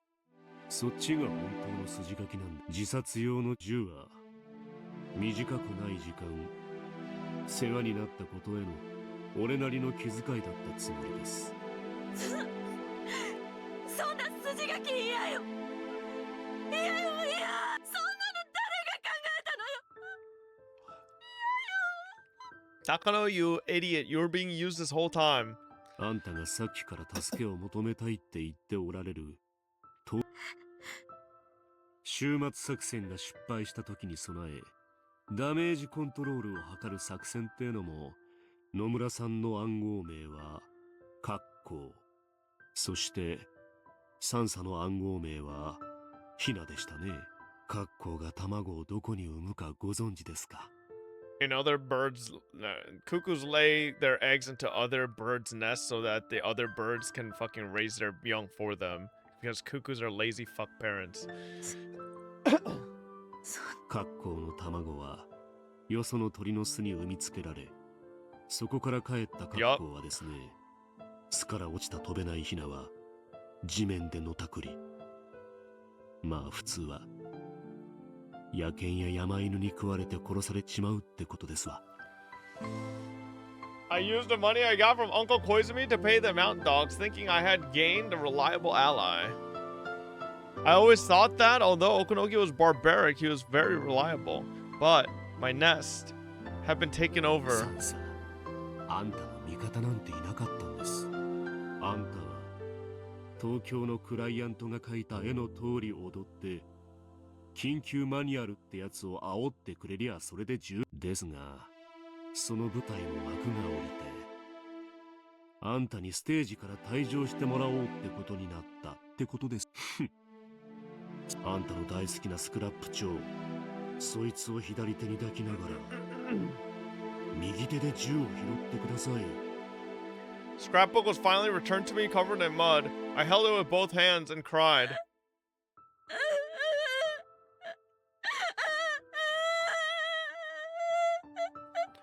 What a joke the entire life of Mio Takano was. Right now is when I should just go back inside that chain link fence. My shaking hands held the ice cold gun. 弾は一発ですから慎重に。頭蓋骨は案外口を開けてその中に撃つのがよくあるやり方です。ほら、銃を持って構えて。Yeah, this is where Tomatake comes in and saves Takano and tries to redeem her. そして死んでくださいな。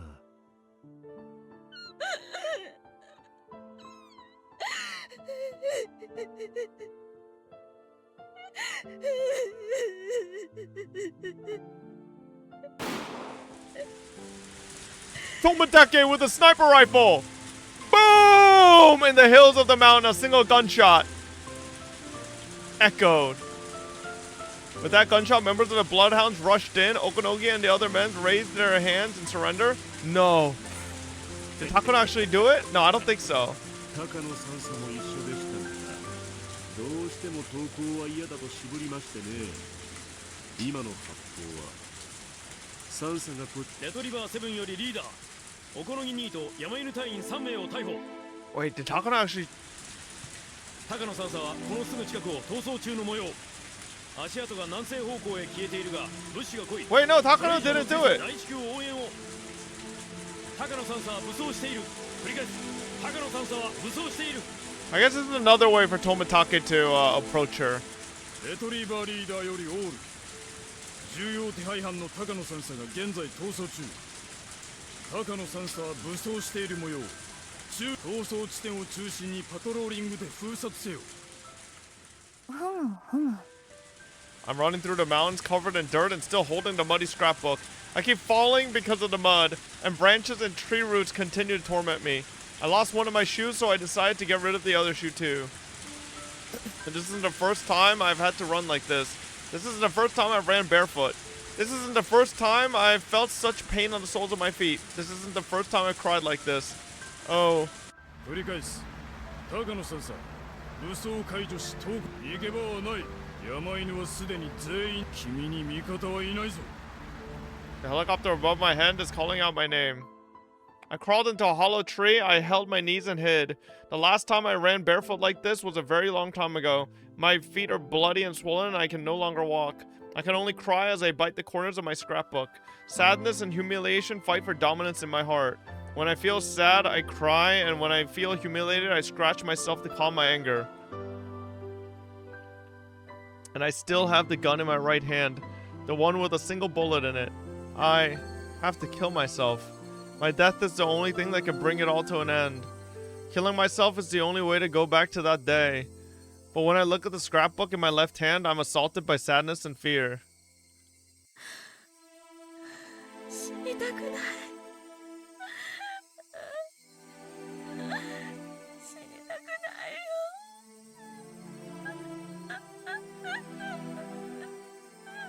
Just die. Atone for your actions with your death. I recalled the look in Okanogi's eyes. I know I've committed sins. There are so many sins, too many of them. There are more sins than I can possibly atone for. But, do I have to die for them?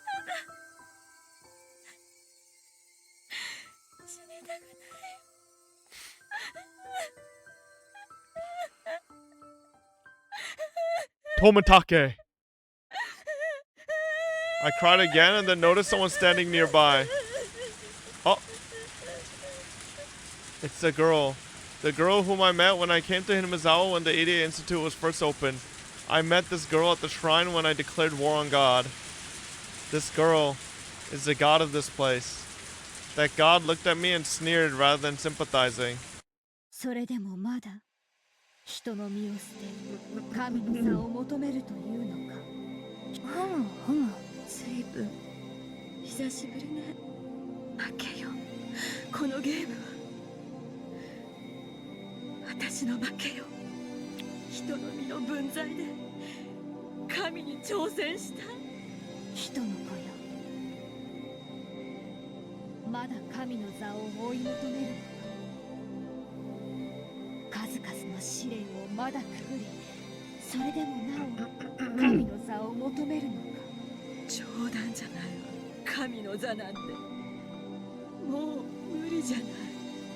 人の子よ、聞け。今こそ神になる道を示そう。そなたの右手に持つ鉄の火で己が生に別れを告げる。What the hell, Hanyu? I thought you'd be like maybe forgiving her, but 神の座に肉の器は不要。人にその姿を認められようなどと思ってはならぬ。神とは孤独な存在。それに好んでなりたがる愚かな人の子。それでもなお神、これで私の頭を打ち抜けっている。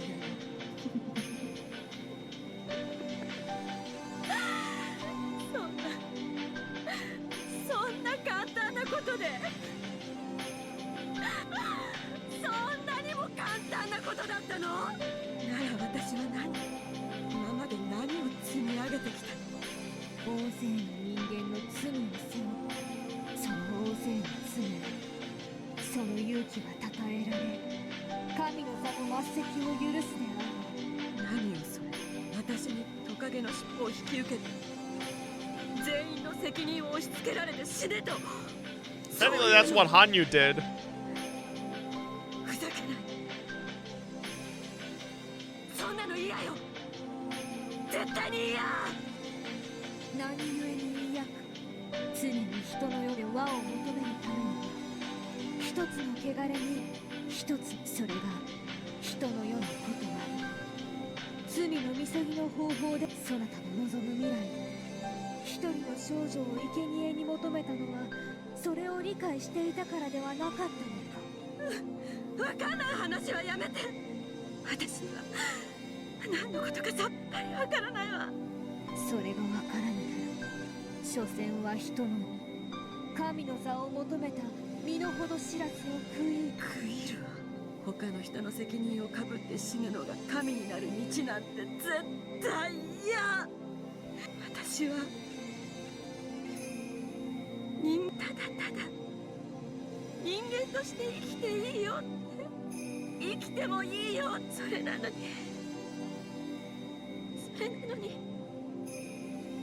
なんでこんなことに。ならばこの度の人の世の汚れをいかにして払うのか。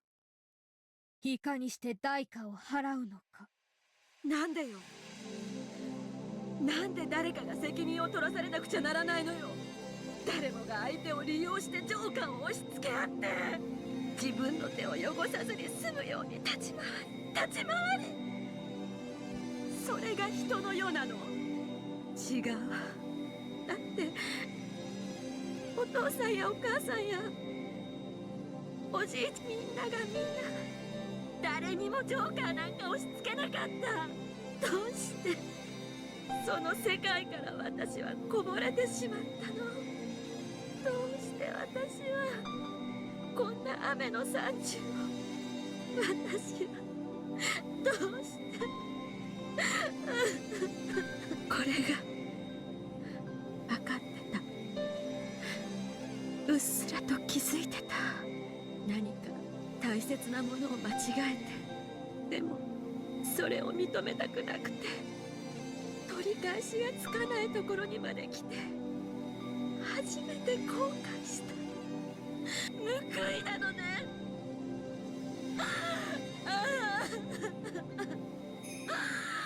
人の世はそなたに罪のみそぎを求めるだろう。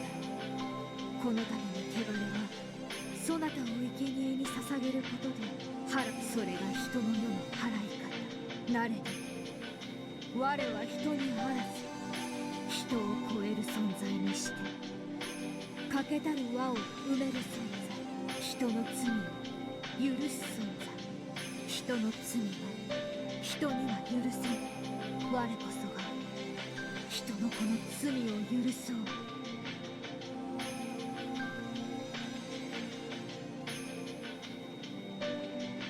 I forgive you.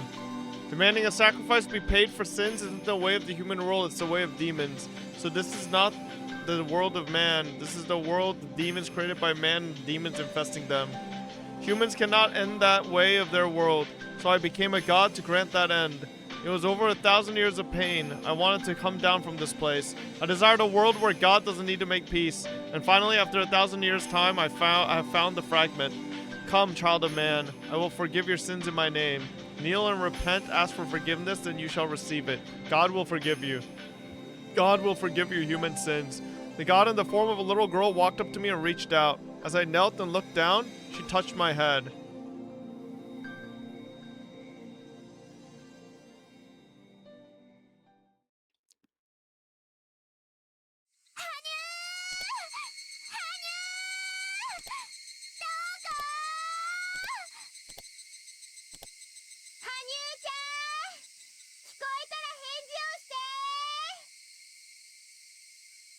I heard voices in the distance.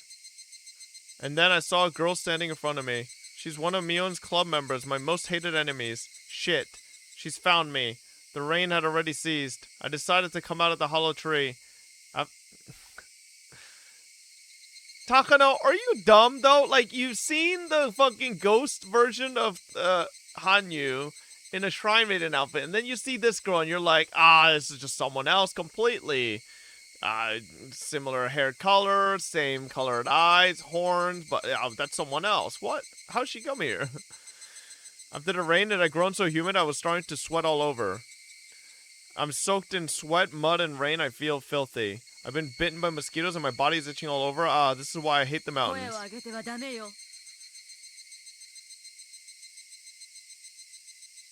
I pointed the gun at her. The girl must just looked at me calmly as if she didn't see it. At the very least, she did follow my order. What should I do? Should I take her as my hostage? I only have one bullet. How long can I keep running for? どこだよ。参ったな。マジで迷子だぞあいつ。見つけましたわ。羽生さん。羽生、一体今までどこへ。本当に最後の最後までついてないわね。いや。No, she's gonna shoot Rico with the one bullet. 最後の最後で一矢報いることはできそうね。Takano, don't do it. You'll be irredeemable. みんな、これが何かわかるわね。銃よ。身動きしちゃダメよ。これで状況は逆転ね。くそ、なんてこと。ミオンちゃん、他の誰かを撃たれたくなかったら一歩前に出なさい。ダメだよ、みーちゃ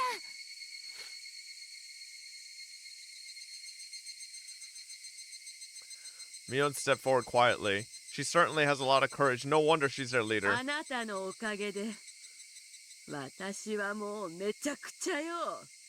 私を殺そうとこの山中に怖いお兄さん、どうせ私は許されない。でもこのままではあまりに悔しいわ。だからね、せめてお返しをしてやりたいの。偉そうに言ってるけど、その銃に弾が一発しかないのは知ってるぜ。その通りよ。でもその一発でミオンちゃんが死んでしまうかもしれないとは考えない？高野、ミオ撃つ気ですか？誰も動いちゃダメよ。焦って撃ったら誰に当たるかわかんないんだから。Tomatake, fucking, come on, do something. みんな動いちゃダメだよ。私の後ろに隠れてて。勇敢ね。誰かを撃たれるくらいなら自分が撃たれようという自己犠牲？まあね、拳銃の一発でそうそう人間くたばるもんじゃない。当たりどころにもよるだろうけどさ。驚くわ。なんて勇気なの。みんなに代わって私に撃たせようってこと。言っておくけど、銃声がすれば怖いお兄さんたちが殺到するだろうから。じゃあ撃てばいいよ。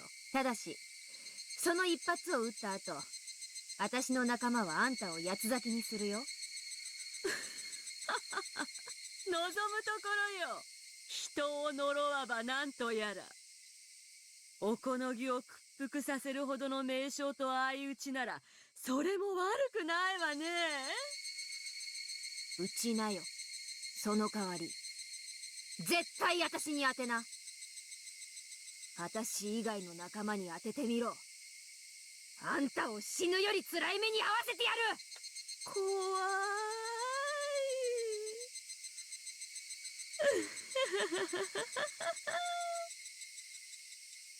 ダメだよ、みーちゃん。高野さんは本気。この人本当に撃つよ。なんとか時間を稼ぐんですのよ。そうすれば番犬の誰かがきっと。もちろん。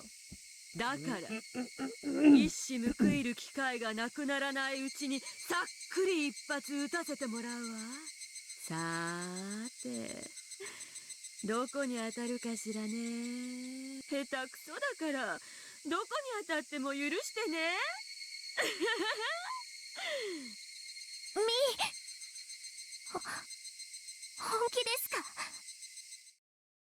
みんな動くんじゃないよ。私は部長さ。みんなを背中に守れるならこんなに嬉しいことはないね。もし部活ロッカーの中に神棚を作って私を軍神と称えてや。次期部長はケイちゃんね。みんなそん時は後をよろしく。Oh, Mion is prepared to die. I'm already cornered. I won't accept any words of negotiation. Mion understands that. She doesn't want anyone else to be killed. That was why she chose to be a shield for her friends. That was an easy decision to make for her, because none of her friends would end up hurt. If she ends up just getting injured, that would be a stroke of luck as far as she's concerned. Even if she doesn't make it, she thinks that's far better than seeing any of her friends die. And that's why Takano will shoot. Even though she understands Mion's noble intentions painfully well, it's too visceral for her to accept, so she'll shoot. I will pull the trigger. With all the absurdities of the human world riding on that bullet, I will shoot her. あなたたちよくゲームはするわよね。トランプのババ抜きはやる？やらないね。うちはジジ抜きばっかだよ。同じようなルールよ。人の世の罪はババ抜きと同じ。誰もが一枚のババを互いに押し付け合う。それは勝者を求めるゲームではなく、一人、私はそのババを引いた。そのカードを。もう、だから、その腹いせにあなたを撃つの。不条理な人の世らしくね。Petty bitch. I'm preparing myself to shoot. There's no hesitation left in me. I will shoot her. I'm serious. Do it, motherfucker! Stop talking about it! Mion closed her eyes and opened her arms to try and shield her friends as much as she could. And that was when Hanyu stepped forward and placed herself in front of Mion. Hanyu? 危ないから下がって。勇敢なるミオン、あなたの勇気はそれで十分です。人の世のババ抜きが必ず人に押し付けられなければならないものならば、それを引き受けるのが私の役目。 So does Hanyu become God squared instead of just God? Because she's sacrificing twice? 羽生、あんた何を？リカ、この世界は She becomes double God, bro. She's gonna be OP. 私も部活メンバーに加われてよかった。見ているだけじゃなく、加わる部活は本当に楽しかった。ありがとう。もう十分に楽しんだ。神の身には過ぎたくらいに幸せだった。 In that moment, Hanyu glared at me adamantly. さあ撃て、人の子よ。人の世の押し付けずには済まぬ罪を放て。それを受け止めてやる。 Don't do it, Takano. わかったわ。わかったなら死ね。 The club members must have thought I was joking or bluffing. They didn't think that I would actually shoot. No. Wait, maybe Tomitake? Please. In a world where time became as sticky as syrup, we saw it happen. The silver bullet hitting an invisible wall in front of Hanyu. As though the wall was protecting her, the bullet wanted to pierce Hanyu's chest, but it couldn't reach its goal. What? A bead of sweat formed on Hanyu's forehead. She had stopped the bullet with an invisible force.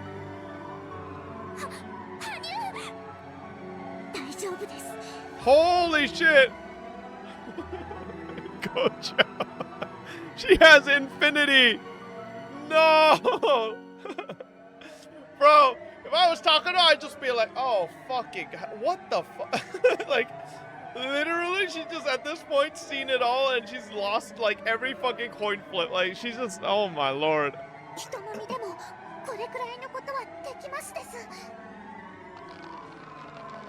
The silver bullet was being pushed back. Takano was startled by this otherworldly phenomenon, but then she spoke one phrase. But then the bullet gets ricocheted and then hits Takano. The silver bullet smashed through that invisible wall. No. There was no longer a wall at all. There was no wall to protect Hanyu from the bullet. No, it's because she got called a monster. That she's like nervous about her horns, and so her fucking concentration broke. The bullet approached Hanyu's chest. Somebody let out a silent scream. Nobody could stop it. Nobody could stop that bullet. In that world of frozen time, nobody could stop the bullet that was stopped just inches in front of Hanyu's chest. Hanyu's friends had seen this scene before. The moment of checkmate. No matter how much they screamed, there was no way to avoid this tragedy. They knew that from their memories. Rika! Miracle time! あなたは死ぬ。好きなだけ走馬灯をご覧なさい。それが終わったら胸板をぶち抜かれて血をばらまいて、自分の血で溺れてのたうち回って死になさい。 I can't believe I like remotely, slightly for a millisecond felt bad for Takano this chapter. This bitch needs to die. その覚悟がなかったら、僕はミオンの前になんか出ないのです。 Hanyu thought that this would take care of everything. Hanyu wasn't supposed to exist in the first place. She would leave the stage and the rest of the cast would stay unharmed. This is how it's supposed to be. But in that moment, something happened to surprise even Hanyu.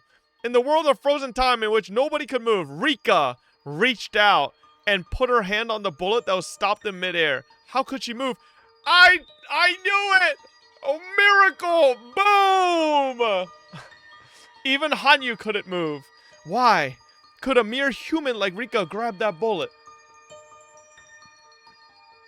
それを驚くのはおかしいわ。あんたと学んできたんじゃない。奇跡の起こし方。今日何度もすごいことが起こったけれど、すべて死んじゃえば起こって当然のことだった。だからこの最後の瞬間に私お社様の生まれ変わりだしね。 Takano now really is like seeing it この all. 程度の奇跡を使わせて。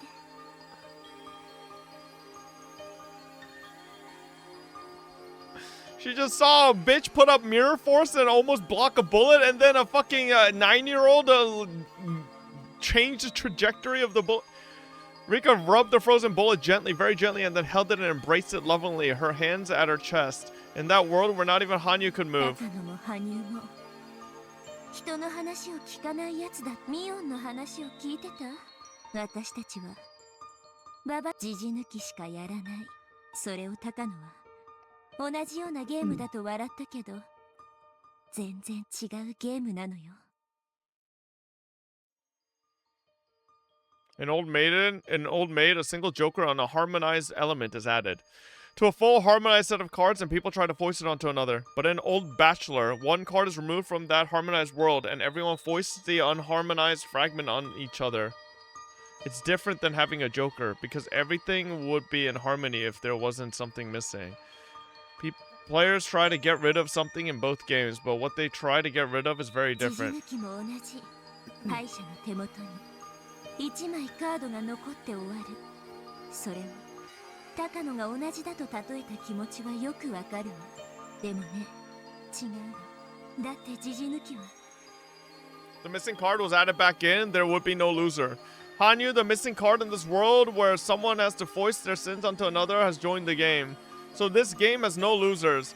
Yet you're still trying to take one card away. What a waste of a miracle. この世界にいらない。これがフルでリカが奇跡を求めた1000年の旅の最後にたどり着いた答えよ。 The answer has always been there. It was there in the very first game of Mion's Club. There was always a loser because we were playing a game of cards with one missing. If we could fill in for the missing card by believing each other and helping each other, then it would complete a full deck of 52 cards. A complete world without a loser. A complete world where no one is left out. Nobody has to stay out of the circle. Nobody has to cry or be burdened with sins. A world where everyone holds each other's hands and forgives each other's sins. When people live, there will be sin. What's important isn't to avoid sins, but to forgive them. A world can only become ugly and twisted when people try to stay pure. Let us accept our sins. Let us all forgive. That's the answer Rika Fruity reached. A complete world. A world free from the sins of the human world, where one has to become a loser. Rika reached that as a human being. After an unbelievably long time, she finally reached it. Welcome home, mother. Frozen time had begun to thaw. There was smoke coming from the muzzle of Takano's gun, so it was definitely fired. However, nobody got hit. Keiichi looked around fearfully to make sure nobody was bleeding. They were all fine. Nobody had been shot. 外しやがった。邪魔はないね。 The tension lifted in Mion's body and she began to sweat all over. この私がこの距離で All the club members thought the same thing. It was a miracle that the bullet didn't hit anyone. The club members all felt the same way. They were all thinking, if it's going to hit someone, let it hit me. However, Rika Fruity wished for a miracle that was far beyond that. Rika wished for a miracle that was higher than self-sacrifice. She wished for a world where the bullet wouldn't hit anyone. She wished for a world where Takano wouldn't be hurt because she shot someone. Footsteps were rushing towards them. Takano tried to run, but she tripped over a root and the scrapbook in her hand scattered everywhere. As she tried to gather up the papers, members of the Bloodhounds surrounded her. All the Bloodhounds pointed their guns her way, and some even poked her with them, but Takano still didn't stop gathering up the papers. Some of the men stepped on the papers, and Takano tried to pull them out from under them. She tried to pull them out, begging them in tears not to step on her precious papers. 高野さんさ、あなたを逮捕します。私が全部悪いことになるのよね。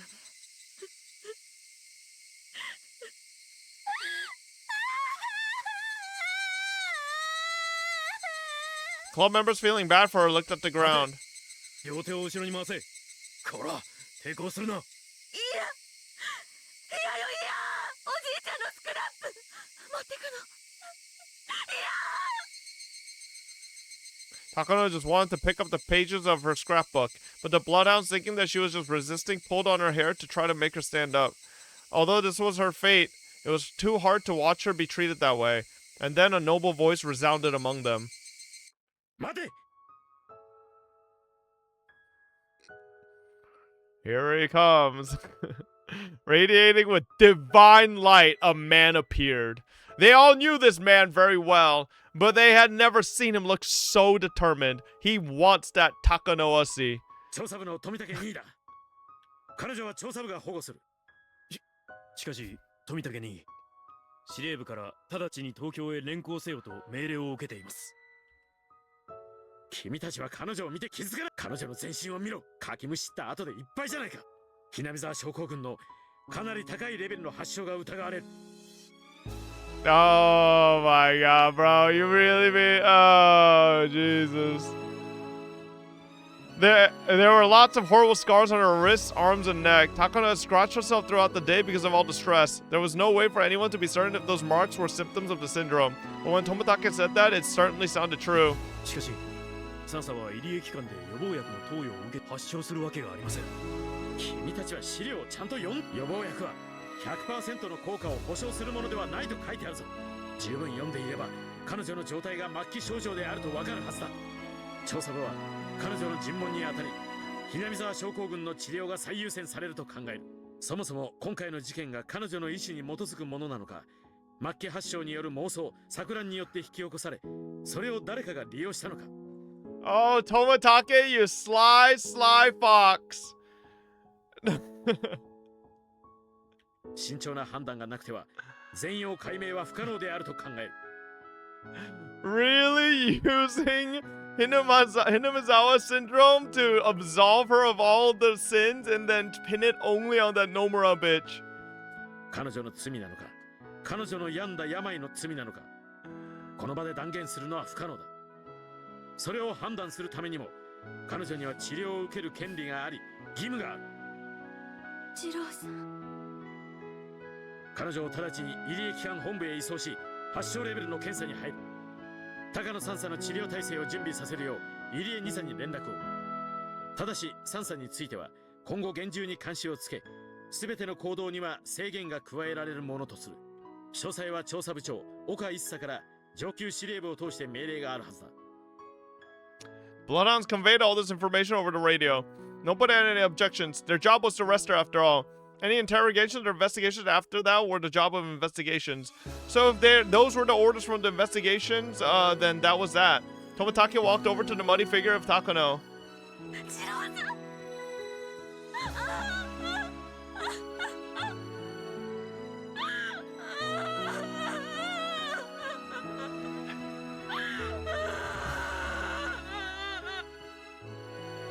Tomitake, I hope that fucking...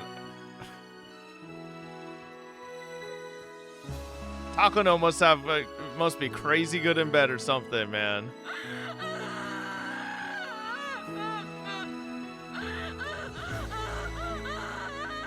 Takano buried her face in Tomitake's chest and cried. Only Tomitake and Takano knew the meaning of those tears. 遅くなったね。君を迎えに来たよ。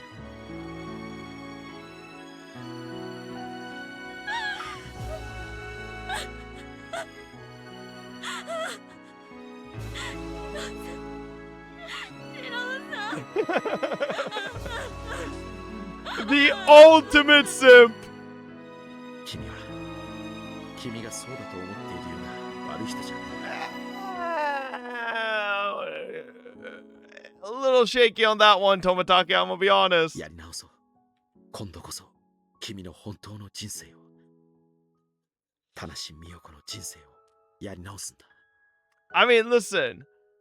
I don't think Takano was fully, truly evil, right? It was just that Nomura bitch planted the idea, right? Like, the whole fucking kill the entire village idea wasn't Takano's, to be fair, you know? No.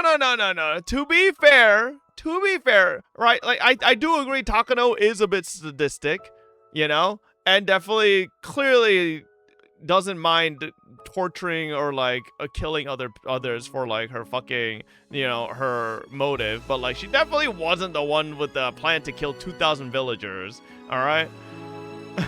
You ain't getting her, bro? What do you mean? I'm trying to be fair here, okay?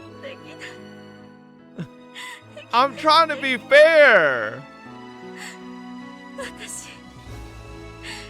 いっぱい罪にまみれた。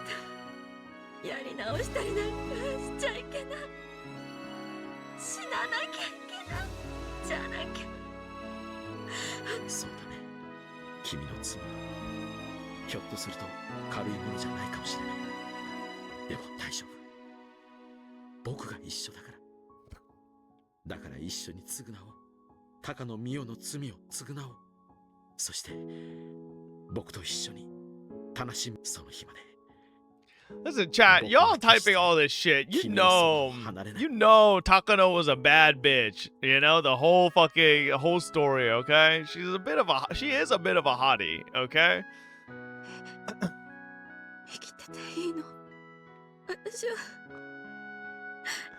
Only in a nurse outfit, bro. In that nurse outfit, her fucking boobs are huge. Like that shit is like bulging.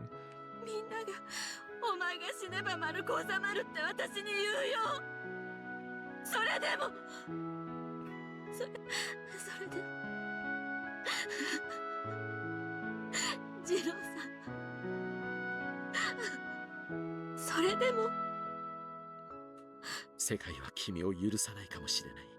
でも僕が君を許すよ。だから生きよう。死ぬことは罪の償いにはならない。生きて償い、世界に許しを請おう。そしてやり直すんだ。そうしたらきっと思い出せる。君が本当はどんな人で、どんな風な笑顔を浮かべていたかをね。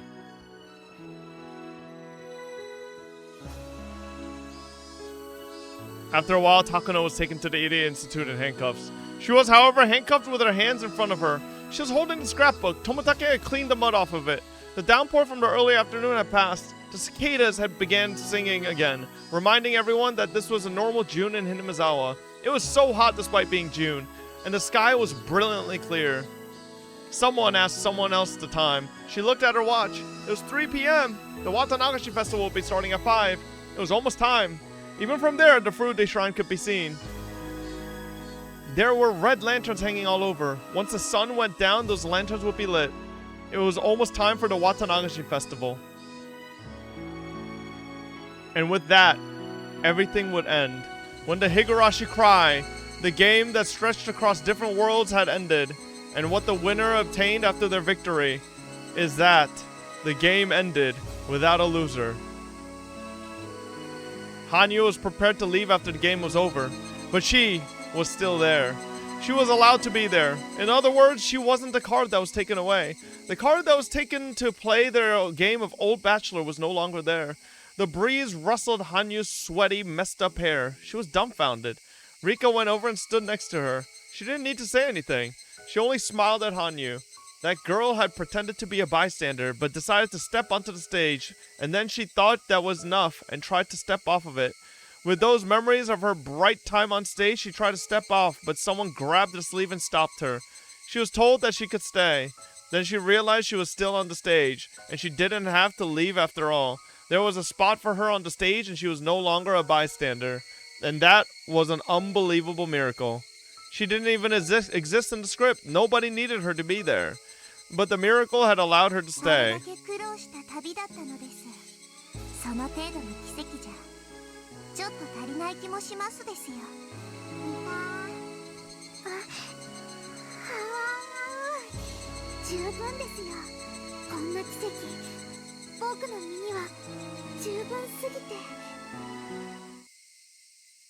Rika smiled at Hanyu one more time and passed her what was in her right hand.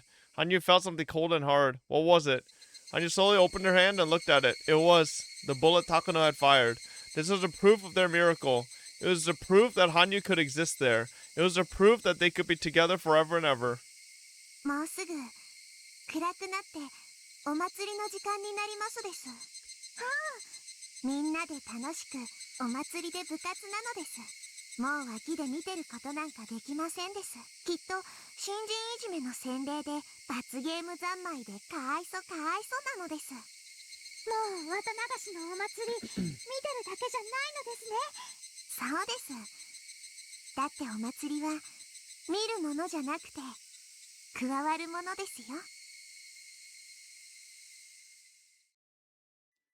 Were they testing the speakers? It was still bright outside, but there was music playing already. The cheap, dubbed background music collection of festival music could be heard from the fruity shrine in the distance. It sounded so exciting to her. This was what she had wanted to join in on all this time. Rika held it in her hand. Let's go together. Let's go to the Watanagashi festival. All of us together. Yeah.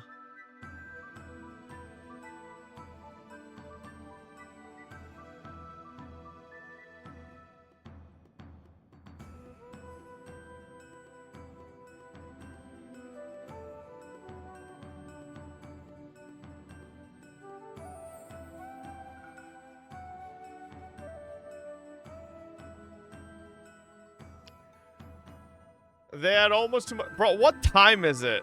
Dear God. By the way, this whole time in the last like 5 hours of this chapter has been all one chapter. Or one chapter within this. Don't stop now. Bro, it's 12:08. I have to bring this eye drop over to Tori. I think we end it tomorrow. Alright? Only 10 minutes left. Brother! Last time y'all said 10 minutes, it was an hour and a half.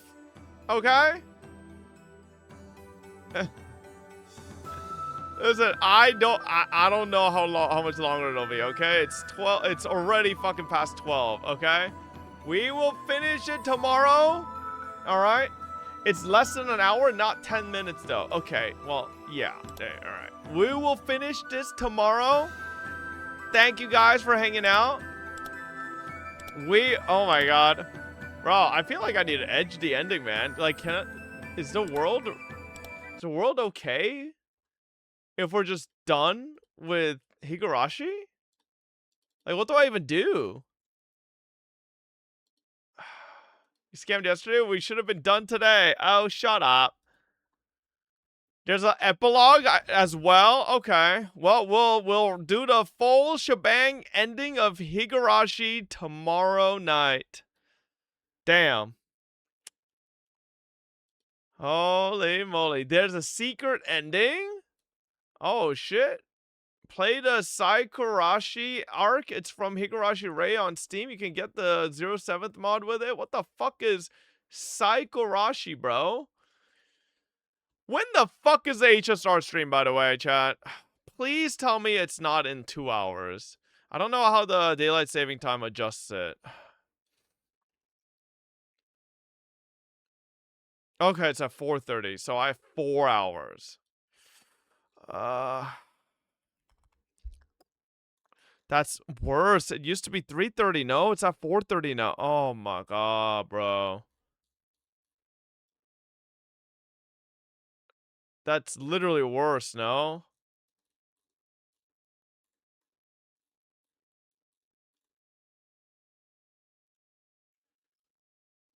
I thought you said you're not sponsored. I asked them and they were like, "Oh, we forgot to message you." So, all right, well, chat, I'll see y'all tomorrow. Thank you guys for hanging out. Or not tomorrow. Well, I mean, it's already I'll see you guys in fucking 4 hours. Oh my God. Good night, everybody. Bye bye.